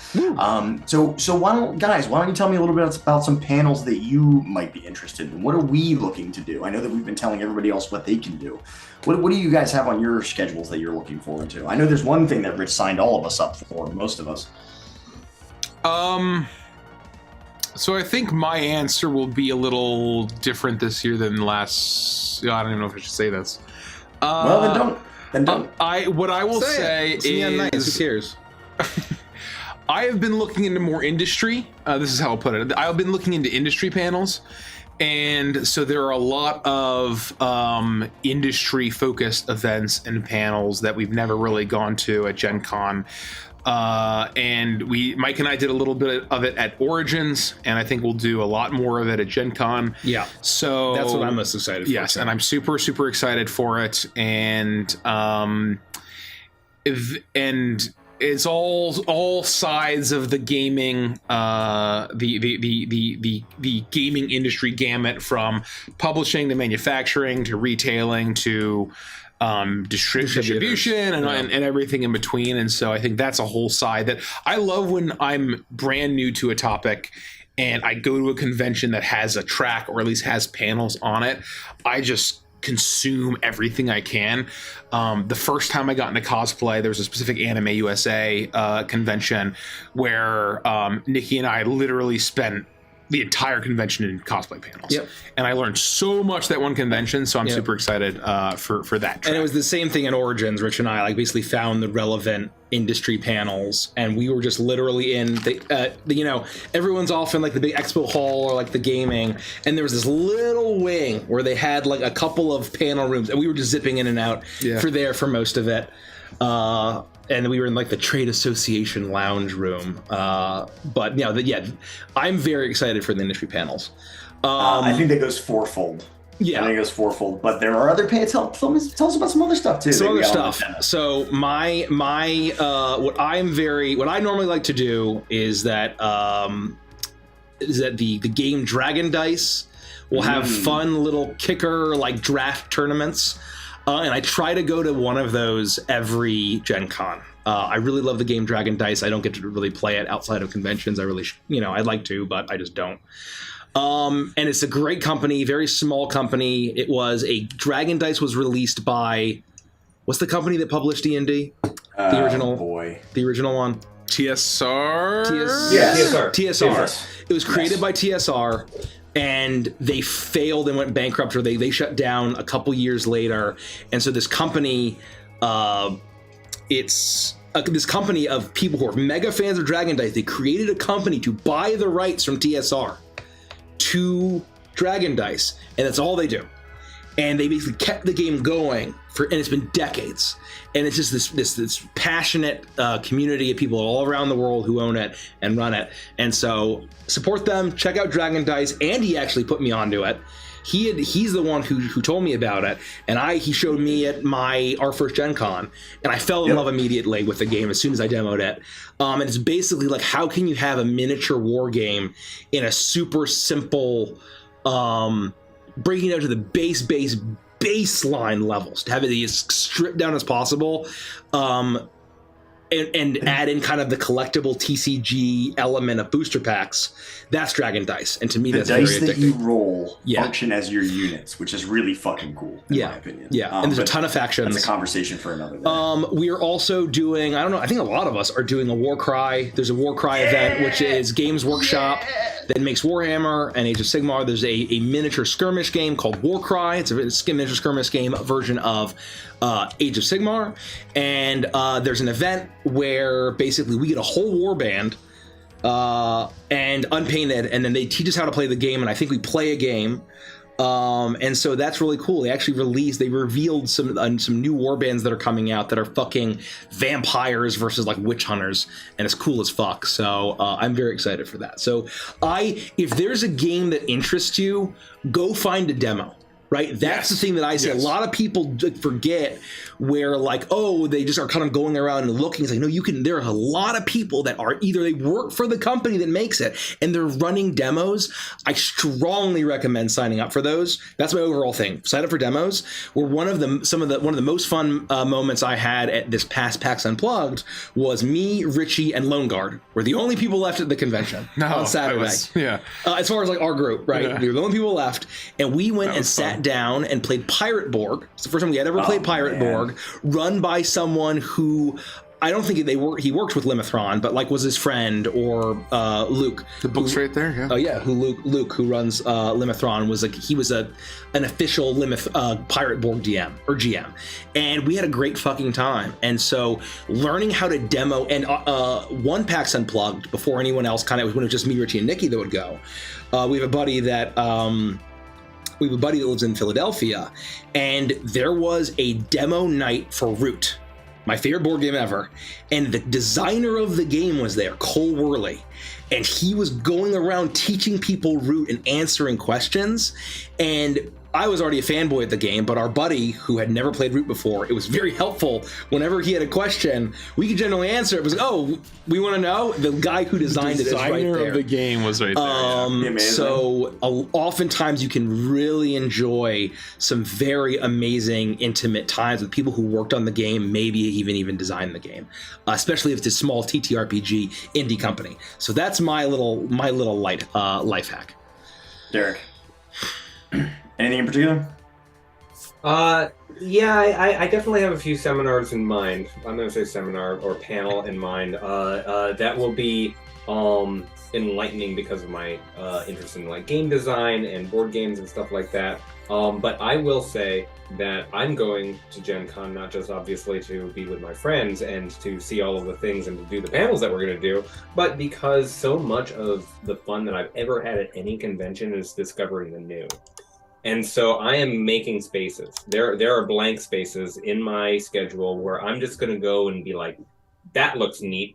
And I want to make sure that I have the room and the energy to go try out whatever the hot new thing is that I may not have read about in advance, or to be able to spontaneously jump into an event or into a panel that I didn't need to register for first. Those kinds of ideas. I genuinely look forward to planning, not planning moments, as much as I enjoy being like, oh, that's perfect. I've got to attend that. Awesome. So what we're going to do is we're going to start rapid firing through some of these so we can get through this first segment, because we're not even at the other segments yet. So we're going to do a little rapid fire stuff. Uh-oh. Sure. No, we're done. We got all the time in the world. Did you want to say something, Rich? No, I said cool. Oh, okay. Just clarifying. I only have the one ear in, so sometimes I, win one ear and out the other. Oh, were you going to say something, Derek? No. I was just clarifying it. I have both ears in, but this one doesn't work. You know how it goes. Yeah. He's quite literally tone deaf. That's pretty good. Anyway. Yes. So one of the things that I always like to shout out is something that I do every year, and it's not for everybody, but my experience is that you can go into Lucas Oil Stadium, which is the where the Colts play football. And I donated blood last year, and I donate blood every chance that I get. And so if you are someone who likes to donate blood, you may be able to do it again at Gen Con this year. I didn't look to see if they're doing it, but I would be surprised if they don't. I got some dice, and they gave me some free dice, and I got entered to win like a free badge this year and like all sorts of prizes. So if you're interested in donating blood, that's a really good opportunity to do it. Save some lives. Something that we do every year and will come at the stories part of this episode is there's escape rooms that you can sign up for. If you have a big group of friends and you want to go through an escape room together, you can. So we're not going to talk about that too much. But what is really cool is that they have like LARPs / live dungeon crawls that you can do. Rich, you want to talk about that a little bit? Yeah, there's this thing called True Dungeon. It's very challenging to get a ticket. Yeah, especially now. It basically sells out the second. It randomizes it, well, right? If you are just one person or two people, even three people, it'll be in, and it's sort of, you book it out a few weeks in advance, you'll probably find time slots. But what this is like, imagine it's like an escape room, but instead of it being solving puzzles, you walk into the first room and it's like the first room of a dungeon, and you pick a class and you have different features, and they teach you how to like make attacks or how to cast spells, and you can find loot, which are basically these like custom poker chips that you can kind of collect and take home with you, and then use at the next True Dungeon at your next convention and sort of collect them and kit yourself out. And you can go from room to room in the dungeon looting and fighting monsters and stuff like that. And I've never done it, but I've heard amazing things about it. And so this year I fucked up big time trying to buy every single person in our group a ticket to a True Dungeon. And our group is 10 people big, and the max limit of any individual time slot is 10 people. And what happens is that you basically submit with everybody else. You're all submitting, hey, I want this time slot, and then it processes it in order based on like a lottery number. And if a single person buys a single spot in the time slot that I chose, then it won't let us book. And so because I was booking for so many people, we didn't get a slot this year either. But some year we'll do it. We'll get it. 1 year we'll do it. Just wanted to touch on it. It's something cool to keep your eyes out for. If you're, like you said, if Rich said, if you're going as a 1 or a 2, you have a much higher chance of getting in. Last thing as far as what's going on, working the schedule. Just they have a really good app. Actually, Gen Con's phone app is really good. Their website is really good, and you can search by category. And we talked about this a little bit on stream a couple nights ago or last week. If you're interested in learning, they have a whole seminar track, which is what I was trying to remember the other night, Rich. It's called the seminar track for if you want to learn. But you can filter by games, you can filter by experience level, you can filter by all of this crazy stuff, and you can find the perfect events and panels that are for you. So I highly suggest starting now if you're going, and start looking at the schedule now, because I usually look at the entire con schedule before, like a couple days before I go to a convention. That is impossible for Gen Con. There are too many things on the like, you can't look at all of it. You need to filter by categories and game types and things that you're looking for. So make sure you go check out the app as well. When I learned that this was the topic for tonight, I sat down and thought, what am I going to talk about? And Gen Con app was on my bingo card. That's a good call. That's a good Perfect. Tip. Yeah, start looking at the app now for sure. We're going to move on to the next segment, which is tips and tricks. So what I wanted to do was talk about the block party. I wanted to talk about food options. We have to talk about the Gen Con pizza. But first, let's talk about Wild Bills, because I know that was something that Rich wanted to throw in there, and I think it's super important. I think it's one of the best kept secrets of most conventions if they're there. So go ahead, Rich. Someone else talk. Sure. Wild Bills is awesome. They are at a lot of... Oh, there you go. Yeah. I love Chips Ahoy. Look for one of these. Find this. Wild Bills is a soda company that makes their own sodas with real cane sugar instead of fucking awful high fructose corn syrup, and they have real sarsaparilla. Whatever sort of subsidized additives. Real sarsaparilla. Yeah, so they have real ingredients. The soda is unfucking believable, and they go to many. At least they used to before COVID. I don't know how much they travel travel these days, but they are at Gen Con every year, and you go and you buy your mug, go the first day, go Thursday early, and go buy yourself one of the mugs that Derek has. It's an awesome mug. It's like $35, right? And you get a mug. So the upfront costs are not cheap. It's a little steep, but the idea is that the mug is reusable wherever you go, and then you get a little ribbon, not a ribbon, a little wristband that they put around the handle, and that is basically free soda refills the entire con. Yep. And even if you don't want sugar, they have seltzer water. And they club soda, which is basically what I was fucking drinking as much as possible last year. And they have a few diet flavors. Yeah. It's really good, and it's a great way to enjoy a nice, refreshing. I don't know about you, but I love water. But like for refreshment, I love carbonated. I'm a huge seltzer addict, as you all know. So having that really good soda, unlimited, is a lifesaver at the block party. And then once you bought the mug, you my advice, and this is for all conventions, you look up the convention you're going to, you see if Wild Bill's is there, and if they are, you bring your mug back, and all you have to do is pay the $5 for the new ribbon, the new wristband, and you drink for free all weekend, right? And it's one way to just do your thing. And if you're doing the Avantris Con circuit, you'll be coming to PAX Unplugged. We need to have like tour shirts, and basically people can go and follow, so really PAX Unplugged. They're also at PAX Unplugged, and they also go to a lot of anime conventions too, and other nerd conventions. So to me, it's worth it. We love Wild Bills. Get yourself a mug. I'll also add, when it comes to these things, they don't have any hooks on them. So bring a hook or a carabiner. They sell carabiners there too. One of these guys, they do occasionally sell the carabiner, and then you can put it right on the backpack, or you can hook it to your belt, or you can attach it to your glasses, and then the glasses fall off and then break, and you cry like a little baby. Do something. I'm gonna get a seltzer. Speaking of that, be right back. Yeah, grab me one. Yeah. Can you get me one too? Now let's talk about the block party and food options and the Gen Con pizza ultimately. But the block party is fun. I heard somebody, I thought I saw someone in chat say they moved it, which I find that hard to believe. I only believe it if Rich. They did. It's tragic. I was just going to say, I only believe it if Rich told me. What? They moved the block party. Where'd they move it to? Oh, where did they move it to? They moved it to south of the convention center, north of Lucas Oil Stadium, the football stadium. Oh. And so it's not too far from where it normally is, but if you're basically looking at the block party, the convention center is behind you. If you take a right, walk down the street, and then make a right the second the convention center ends, there's like a big parking lot. Allegedly, that's where it's going to be. So it'll be a plus if they can fit more food trucks that can stay longer without having to like swap them out. It's like a in that much bigger space. Narrow streets. It's a much bigger space. That's a plus. That's a good thing. That's fine.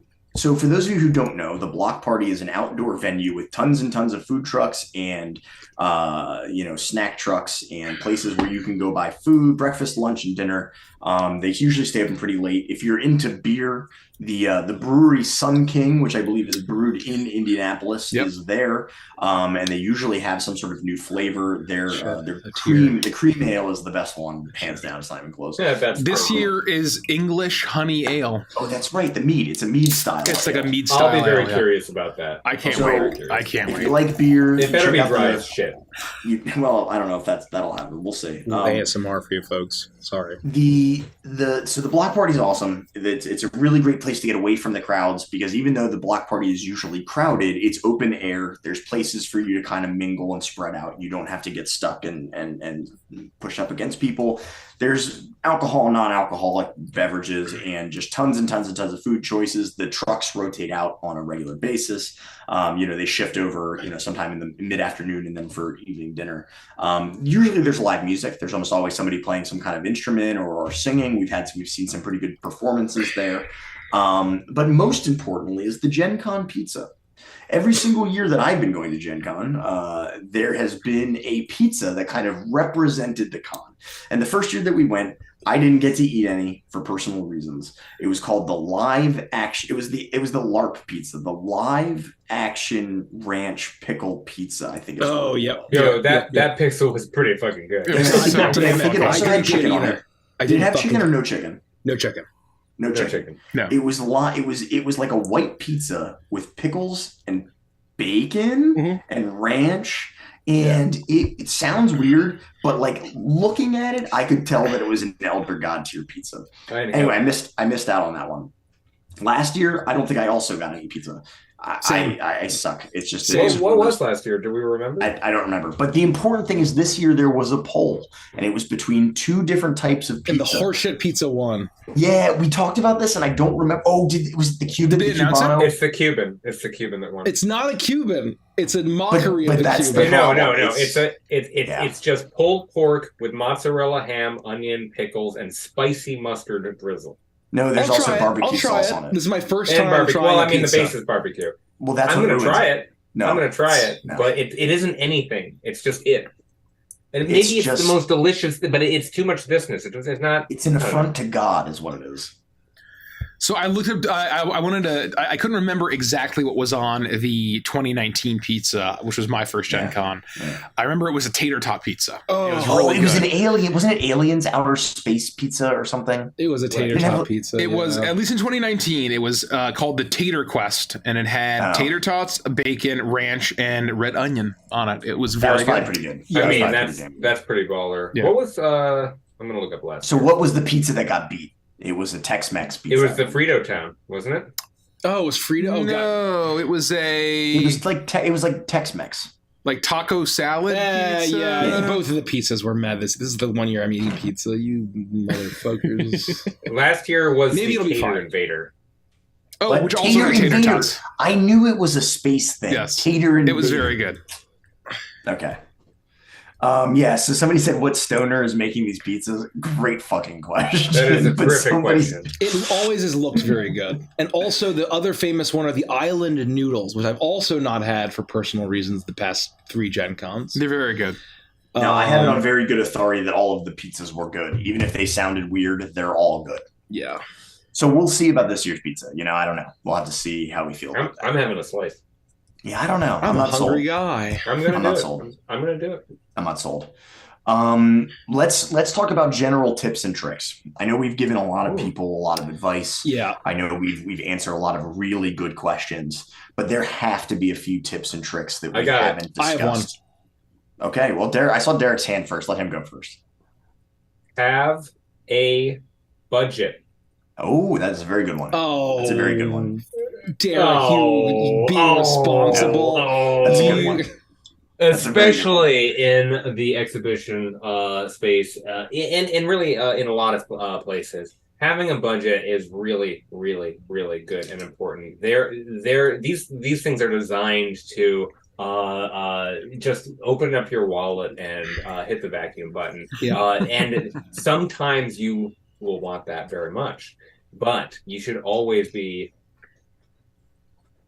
considering what your maximum is. What is your true maximum? Right. When is it going to start to hurt?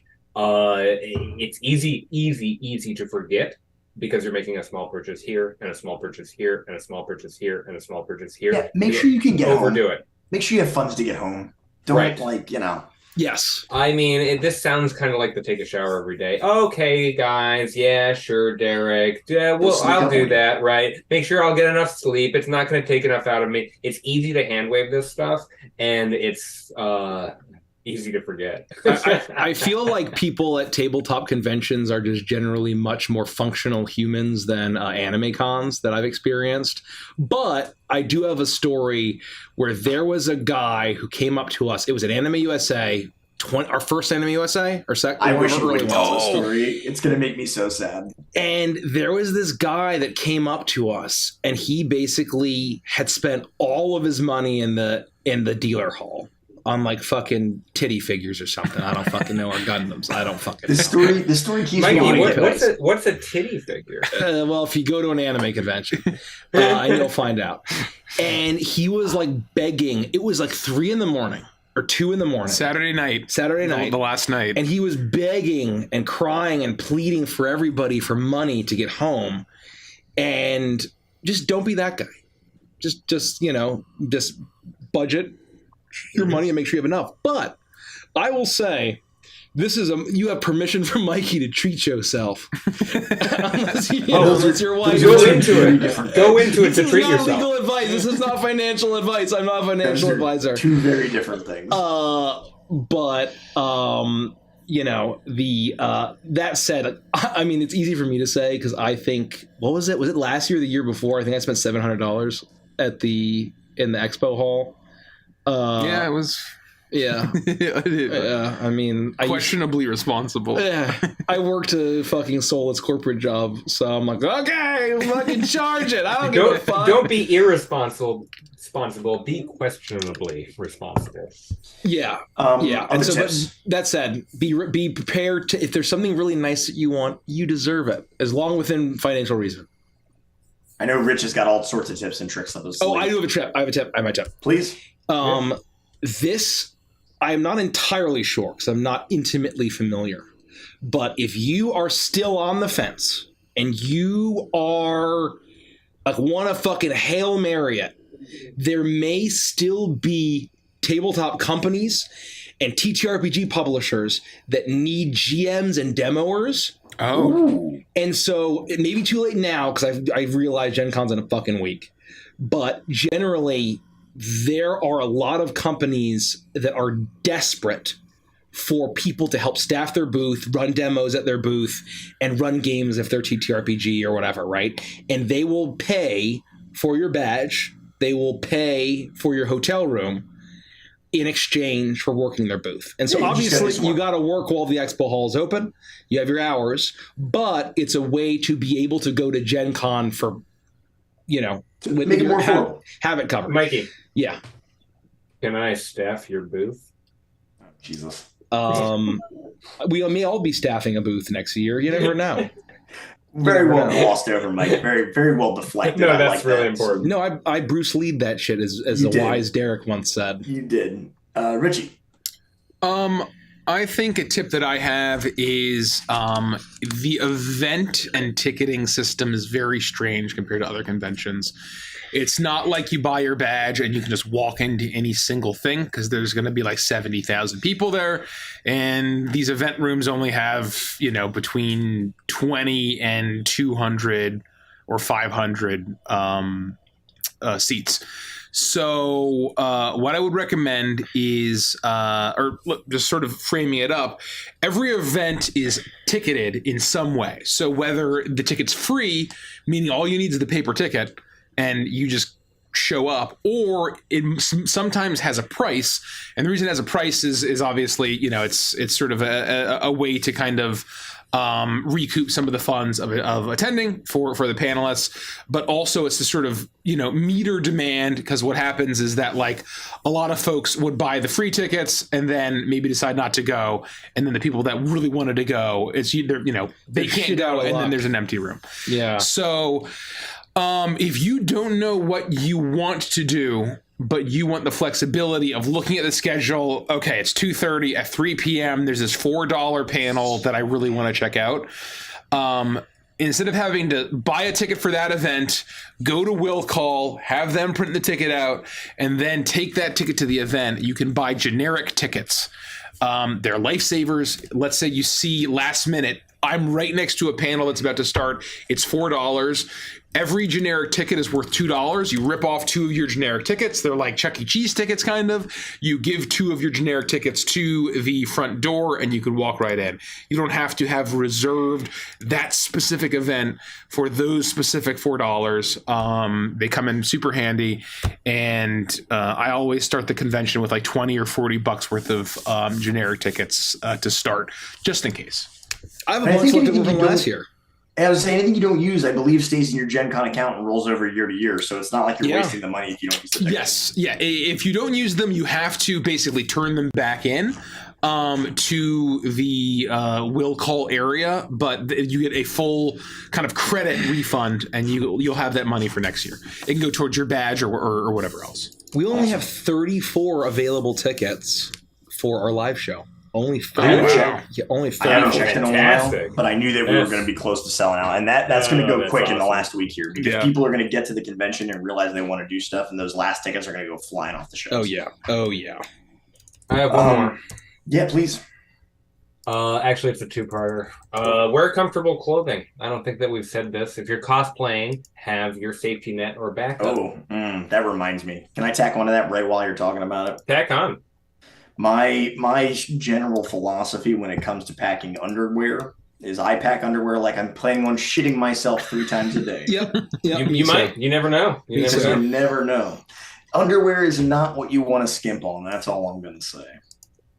Definitely. And he shits himself every single day of the con. And that's allegedly, Jesus. That's why I always keep a little Ziploc baggie full of pancake batter, just to make sure that if I. Anyways, no. You're gonna be on your feet a lot. You're gonna be on your feet a lot. Wear comfortable clothing and. Think about what the weather looks like. Now is about the time that we're starting to peek into next week and be like, oh, what is the weather going to be like? And it seems like it's going to be dry mid-80s, but be cognizant. Think about it. Look at it every day. That's really important. I think that actually is going to be really nice, and it's going to be pretty cool nights, neon nights, to plug what we're doing right now. My other thing is neon nights every Monday. Think about what you are going to carry stuff in. Bring a backpack. Good backpack, yeah. Have something that you can put water and snacks and a map and a notebook and any purchases you make in, and also all the papers and the flyers that people hand to you and all of that. Nice. You're going to want to have a safe space and keep you keep all of it in a secure place and keep it with you and on you at all times. Do not lose track of that thing. Have a main primary carrying device. That is my advice. I always bring a good backpack. I'm a sucker for a good backpack, man. I have invested in several over the years. Where is it? And I love my backpack. But anyway, any other final tips and tricks before we get into the last kind of segment for the evening and have a good time? No. Okay. So this last segment is called In Which We Discuss Con Stories. I have prepared some stories with which I would like to discuss with all of you. And I encourage you all to give me your favorite Gen Con stories. The only rule is when I ask you to tell your story, you have to start by saying in which we discuss and then the title of your favorite con story. So for example, in which we discuss the time that Andy ate 14 tacos and 2 burgers with no buns at the Tap House in Indianapolis. We still have photos of it somewhere. There's like a photo of me eating lettuce tacos, and there's like 14 plates of tacos around me, and then also like bunless burgers. It was a good time. We laughed about it. It was a lot of tacos. That was a good night. That was a good night. It was good. We got to feel up Bill Hudnut. So I was going to say, in which we discuss Bill Hudnut. This one requires a little bit of backstory, though. So I suppose Bill Hudnut is a historical figure in Indianapolis, and I couldn't really tell you too much about him.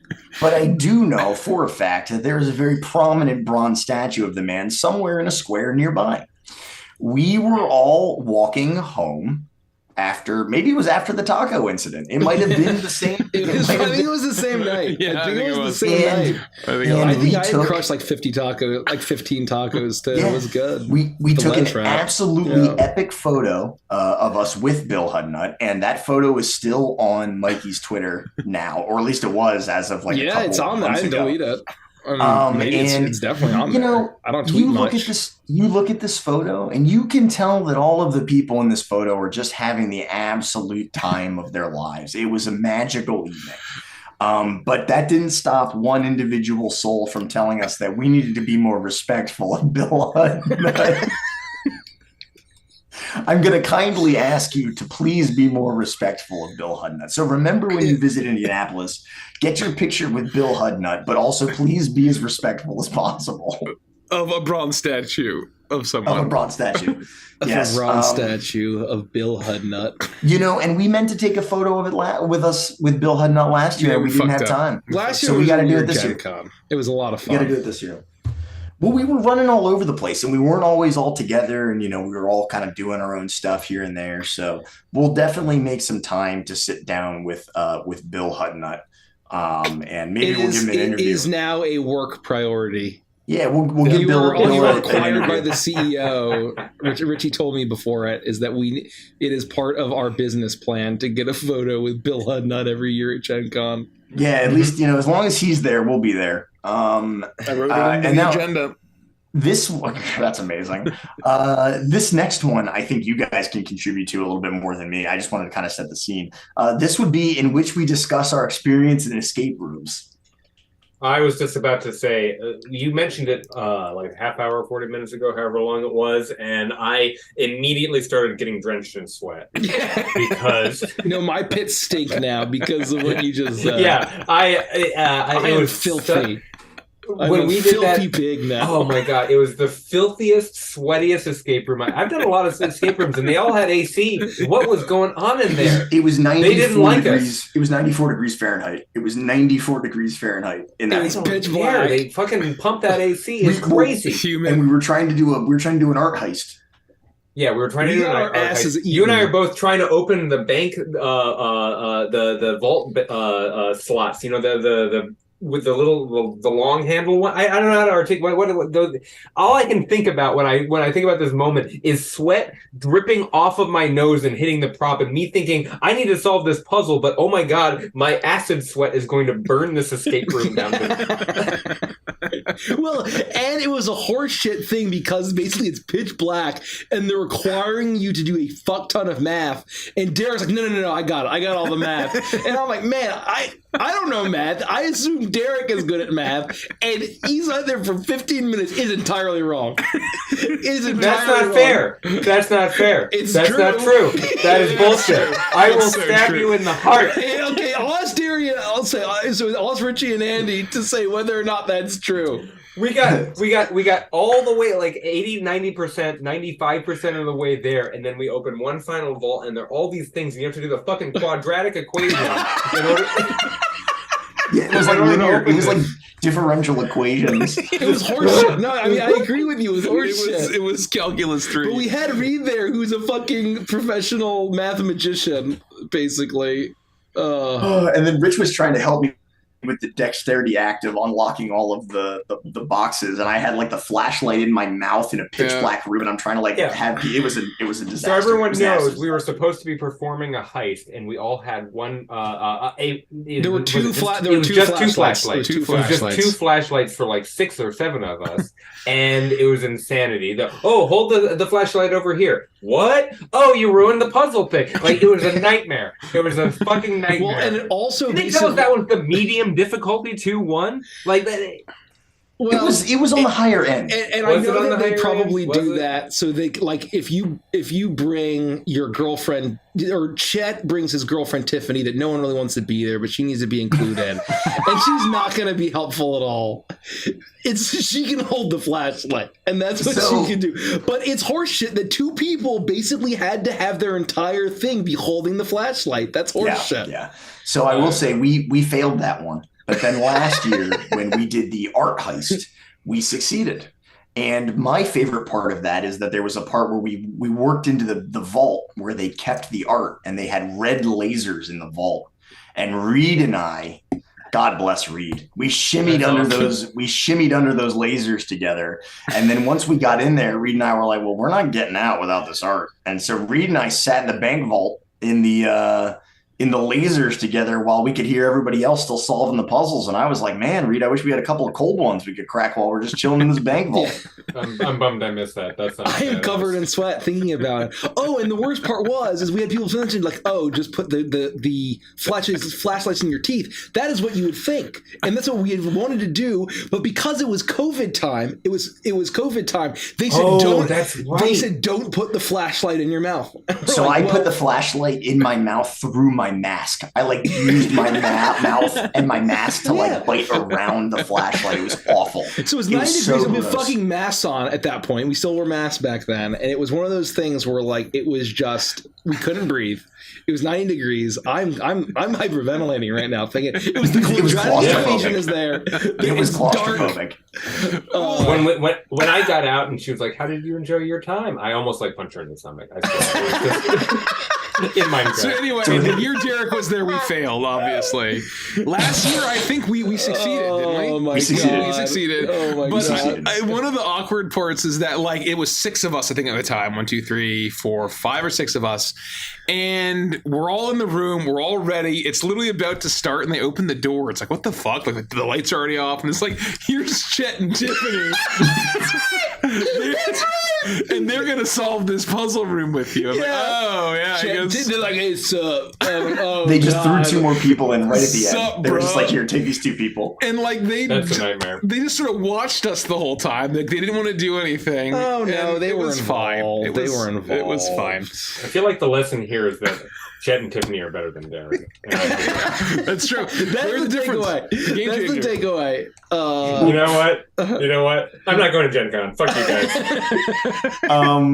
So I have another good in which we discuss. I'm gonna save it though in case anybody else has their own in which we discuss con story. Oh God.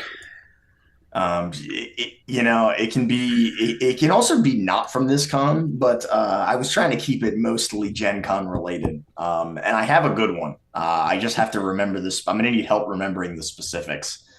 But I was gonna save it for the end, but we could definitely. I don't know if I can think of any Gen Cons that are particularly memorable that I can tell right now.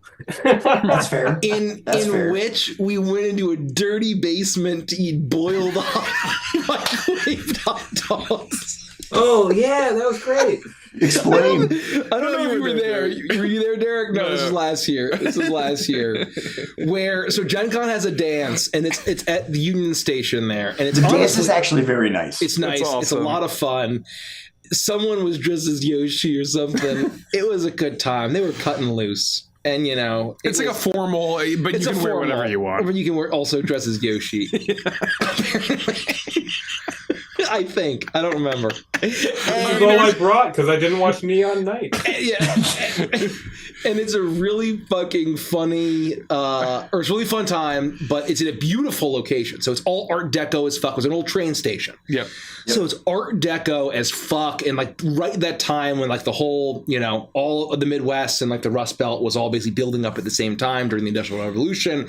So the architecture is beautiful.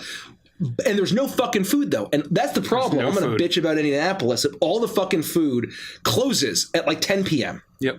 Unless it's like a bar or something and you need to wait 80 years to get in. And we're fucking starving. And so we go down to the basement of this place when we're just kind of trying to like cool off or whatever because hot as nuts. And hold on. I missed something. Yeah. Before that, we're starving. We're sitting there. There's like 2 bars. They're cash bars. Yeah. And I think I was there. Either it was me or someone, or I was with whoever did this. We walked up to the bar and we're like, "Hey, do you all serve food?" And they're like, "We don't, but there are hot dogs in the basement." I'm sorry, what? Oh my god! Yeah. Who put them there? Are they cooked? Are they warm? Are these Gen Con hot dogs? Are they free? Are these official hot dogs? So we go downstairs, and in the basement, it looks like a fucking dirty subway station. Yeah. Unfinished, cracks in the walls. I felt like there were rats scampering about, and there was this little like central area where they had like boiled hot dogs or something, and like potato chips. And I didn't eat any. It was the real New York hot dog water experience. Yeah. In Indianapolis. Yeah. For some reason, I'm picturing a subway station where a hot dog train comes in and rolls to a stop. That's what happened. It was amazing. I'm trying to like think how to describe this, and the only thing that comes to my mind is it felt like a golden eye level.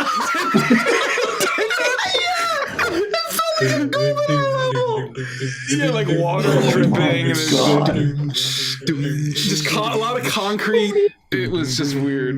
Unbelievable. Basement fucking hot dogs. That's I was a good one. Dying by the end of the night. Does anyone else have another one? Holy shit, that was so fucking good. Oh god. You had all this time to think of a story while I was talking about basement hot dogs. No, it's okay. You're focused on telling the stories. That's the best part. If you have another one, go for it. I'll keep thinking.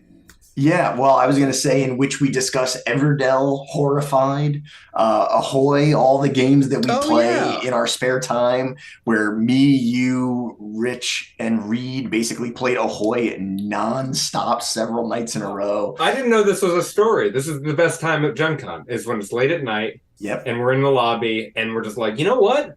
Let's just play some shit and pull the board off, and that's the best time. You that's play the games you purchased that day. Yeah. You get to take them for a spin. Yeah, that's the best time. Make some room in your Gen Con life for this time where you're with your friends, or you're with folks who are becoming friends, or you just pull a board game out and you're like, let's play. And That's the funnest time in the universe. If you're open to socializing as well, if you don't have enough players, people are so fucking chill at Gen Con that you can say, oh, hey, you want to play a board game? I'd say it's like a 75% chance they're going to say yeah. Yeah. It's very cool. At PAX Unplugged, we've made random friends and played fucking code names or, games until fucking 3 a.m. And it's awesome. So there have been times where I have walked past a table of people either in Gen Con or at a hotel lobby or wherever, and I see this thing and I go, oh, I really wanted to demo that. I couldn't because I was attending X or I was doing Y or something along those lines. Hey, how is that? Oh, it's amazing. We're just getting set up, though, and we need a 5th player. Do you want to sit down? That's pretty cool. It can be easy. And you're going to learn. You're going to learn what's like the board game of the year, right? Or of the con. And there was it last year where everyone fucking had the game where they had those orange crystals that were like fire? Was it the wildfire game? I vaguely remember what you're talking every about. fucking time we went into any lobby, someone had that game going. I know exactly with all of the orange crystals. Let us know in the comments if you're a board gamer what the fuck that game was. That must have been good or hot or new, something. There's usually a cannonball game at any given convention, and it's always interesting to see if they last. That's one of my favorite things. Can I enter a pro tip that I completely fucking forgot while we're here? Rich, can you pull Vagrant Song off behind you? Oh. So try to do, there are some people that go to buy, to collect, but Gen Con generally has a thing of if you know anything about game manufacturing, it takes a very long time. And it takes a long time to mass produce games to fulfill demand to fully stock it. So when a new board game comes out, and this is from Weird Games Vagrant Song, which is a really awesome game. Obviously a lot of inspiration for Edge of Midnight here, and some fun stuff. Amazing game. That was a Gen Con exclusive at the time, and they only released 10. They only sold 10 a day, so they had brought 40, right? Yeah, 40. And when the dealer hall opens, they only sell 10, and then that's it. And so you had to get in line like crazy early one morning. Yes, so yeah, a lot of companies, if they have a new game that they don't have it mass produced yet, it's not stocked on Amazon, it's not stocked in their store, they won't have it selling normally at the booth, but they will have a handful of copies. So it is the mad dash sprint. And don't hurt yourself or whatever, but basically that is a whole other aspect of Gen Con that a lot of people are into that I never really got into. I just really liked Vagrant Song, and I learned about it at the con, and I just happened to get there on Sunday, and I got the last one. And so basically, if you're interested in board games and you want a really cool exclusive or something that you're really interested in, get to the expo hall before they open, get in line, and just power walk to the booth you're trying to get to if you're trying to get an exclusive. Sorry, I just thought of that. No, that was good. Does anyone else have a con story that they would like to share in which we discuss, or should I save the one that I've saved for last? I have one quick one, and it was more just sort of like a fun kind of thing that happened, very relevant to what you just said, but in which we stumble upon a board game and end up playing an exclusive board game and playing it pretty much all weekend. Was that on Thursday of Gen Con, I knew that Leader Games, which is like one of my favorite game publishers, Root, they make Root.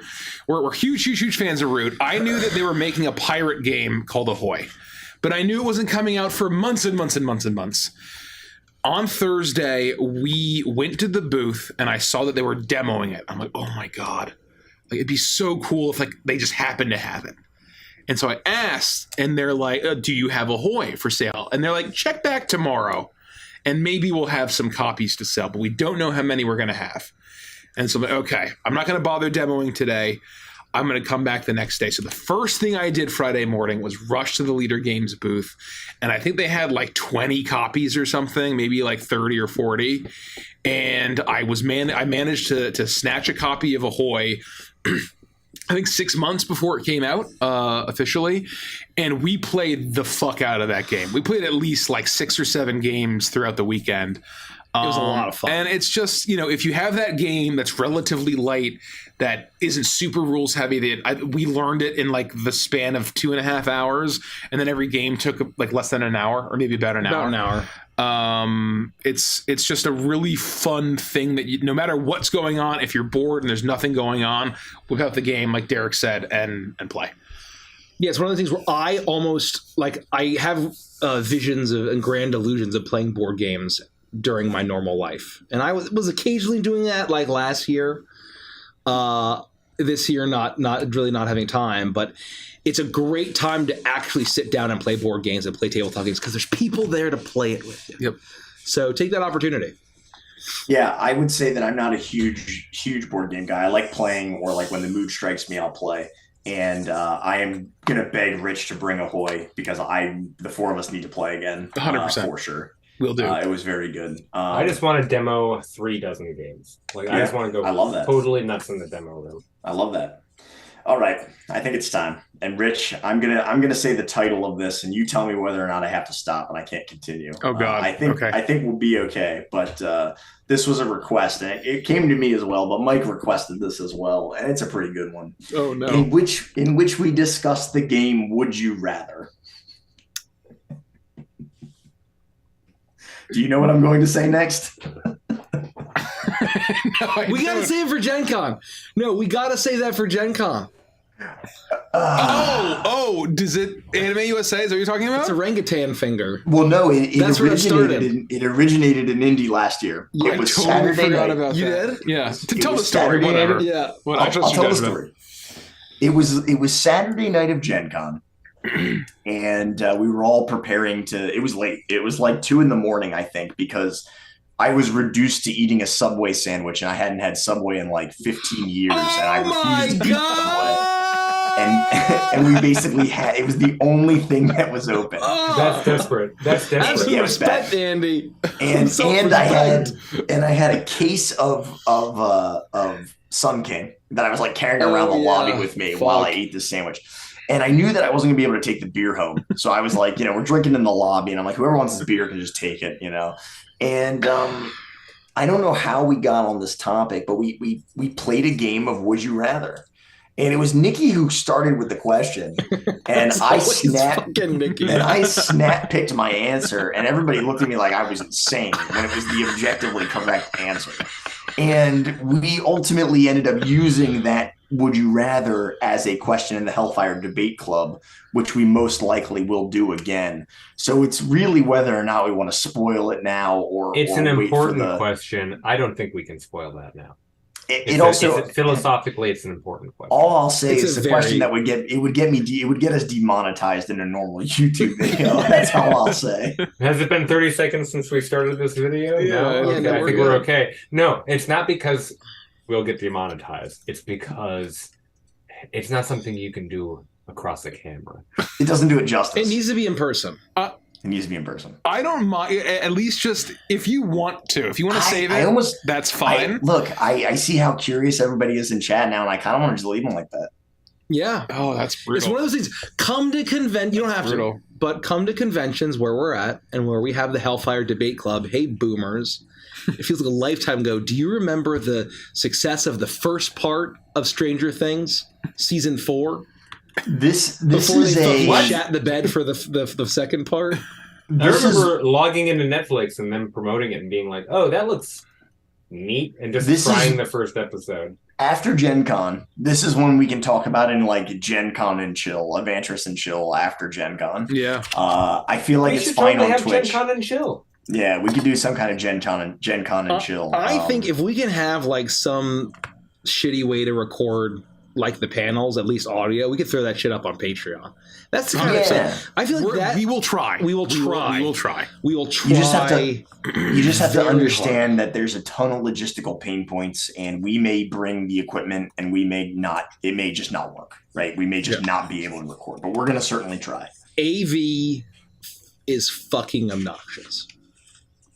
We'll make it Patreon perks. It's fucking obnoxious. We'll definitely make them Patreon perks. Especially on location, maybe. Are we going to be blogging during Gen Con? I will definitely be vlogging for sure.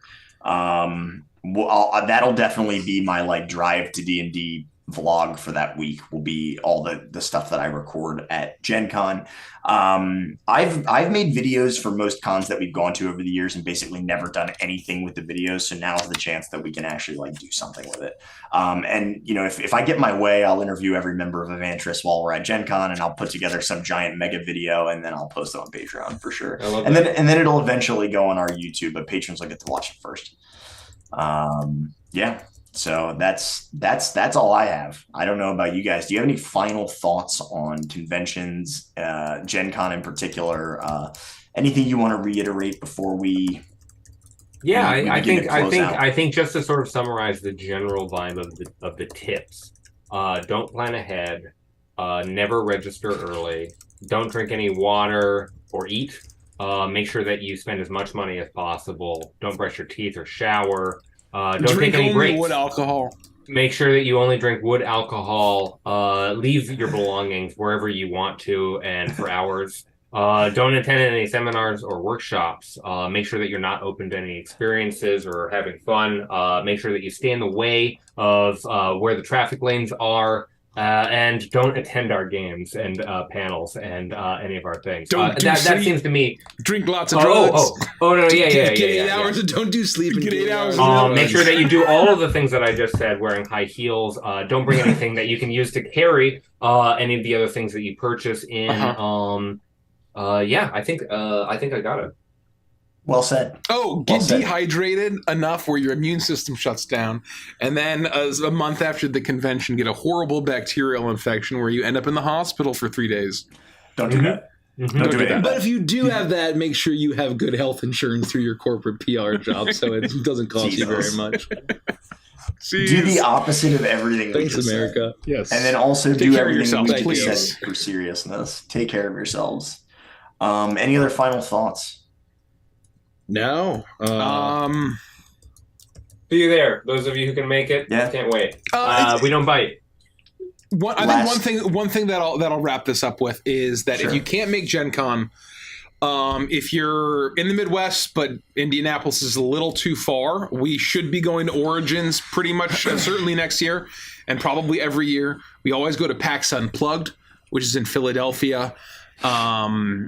I think those are the three guarantees. Yes. And three guarantees every year should be Gen Con, Origins, and PAX Unplugged. We've been threatening to go to Dragon Con one year if you're in the South. We'd love to hit up a West Coast con if we can make it as guests or something like that. But, if you want us at a con, you can always reach out to them and say, hey, I want you all to invite Legends of Avantris as guests. It becomes infinitely easier for us to attend if we are being invited to guest at the con. But other than that, now obviously there's a week and a half until Gen Con. But now if you want to come in 2024, you have a year and a week and a half. Start planning. Yeah. And I guess we'll leave you with some important scheduling reminders. This Wednesday, we will be playing Once Upon a Witchlight at 7:30 p.m. Eastern Time over on our Twitch channel. We stream all of our campaigns over on Twitch. Neon Nights is the only thing that we do here on YouTube. Then on July 31st, instead of Neon Nights, we are playing another episode of Once Upon a Witchlight over on Twitch. That is to say, on Monday, July 31st, we will be streaming on Twitch our normal session of Once Upon a Witchlight, July 31st on Monday. You don't want to miss the stream because there is going to be an absolutely massive announcement. And I promise you, your brain is going to explode right out of the back of your skull. It's going to leak out of your ears. Yeah. Other than that, Wednesday is canceled because we are going to be traveling to Gen Con. And then Neon Nights will be canceled the Monday that we return from Gen Con because we will be tired. And other than that, I got that missiles. Other than that, it will be, it's been a pleasure. My name's Andy. This is Mikey, Richie, and Derek, and we're all here with Neon Nights, and this is the end, and we're glad that you were here. We appreciate all of your support. Thank you for the gifted memberships. Thank you for all the lovely questions. Thanks for the support. We couldn't do this super without chats. Thank you for everything. Thank you for everything. Godspeed and good night. We love you guys. We'll see you on Wednesday.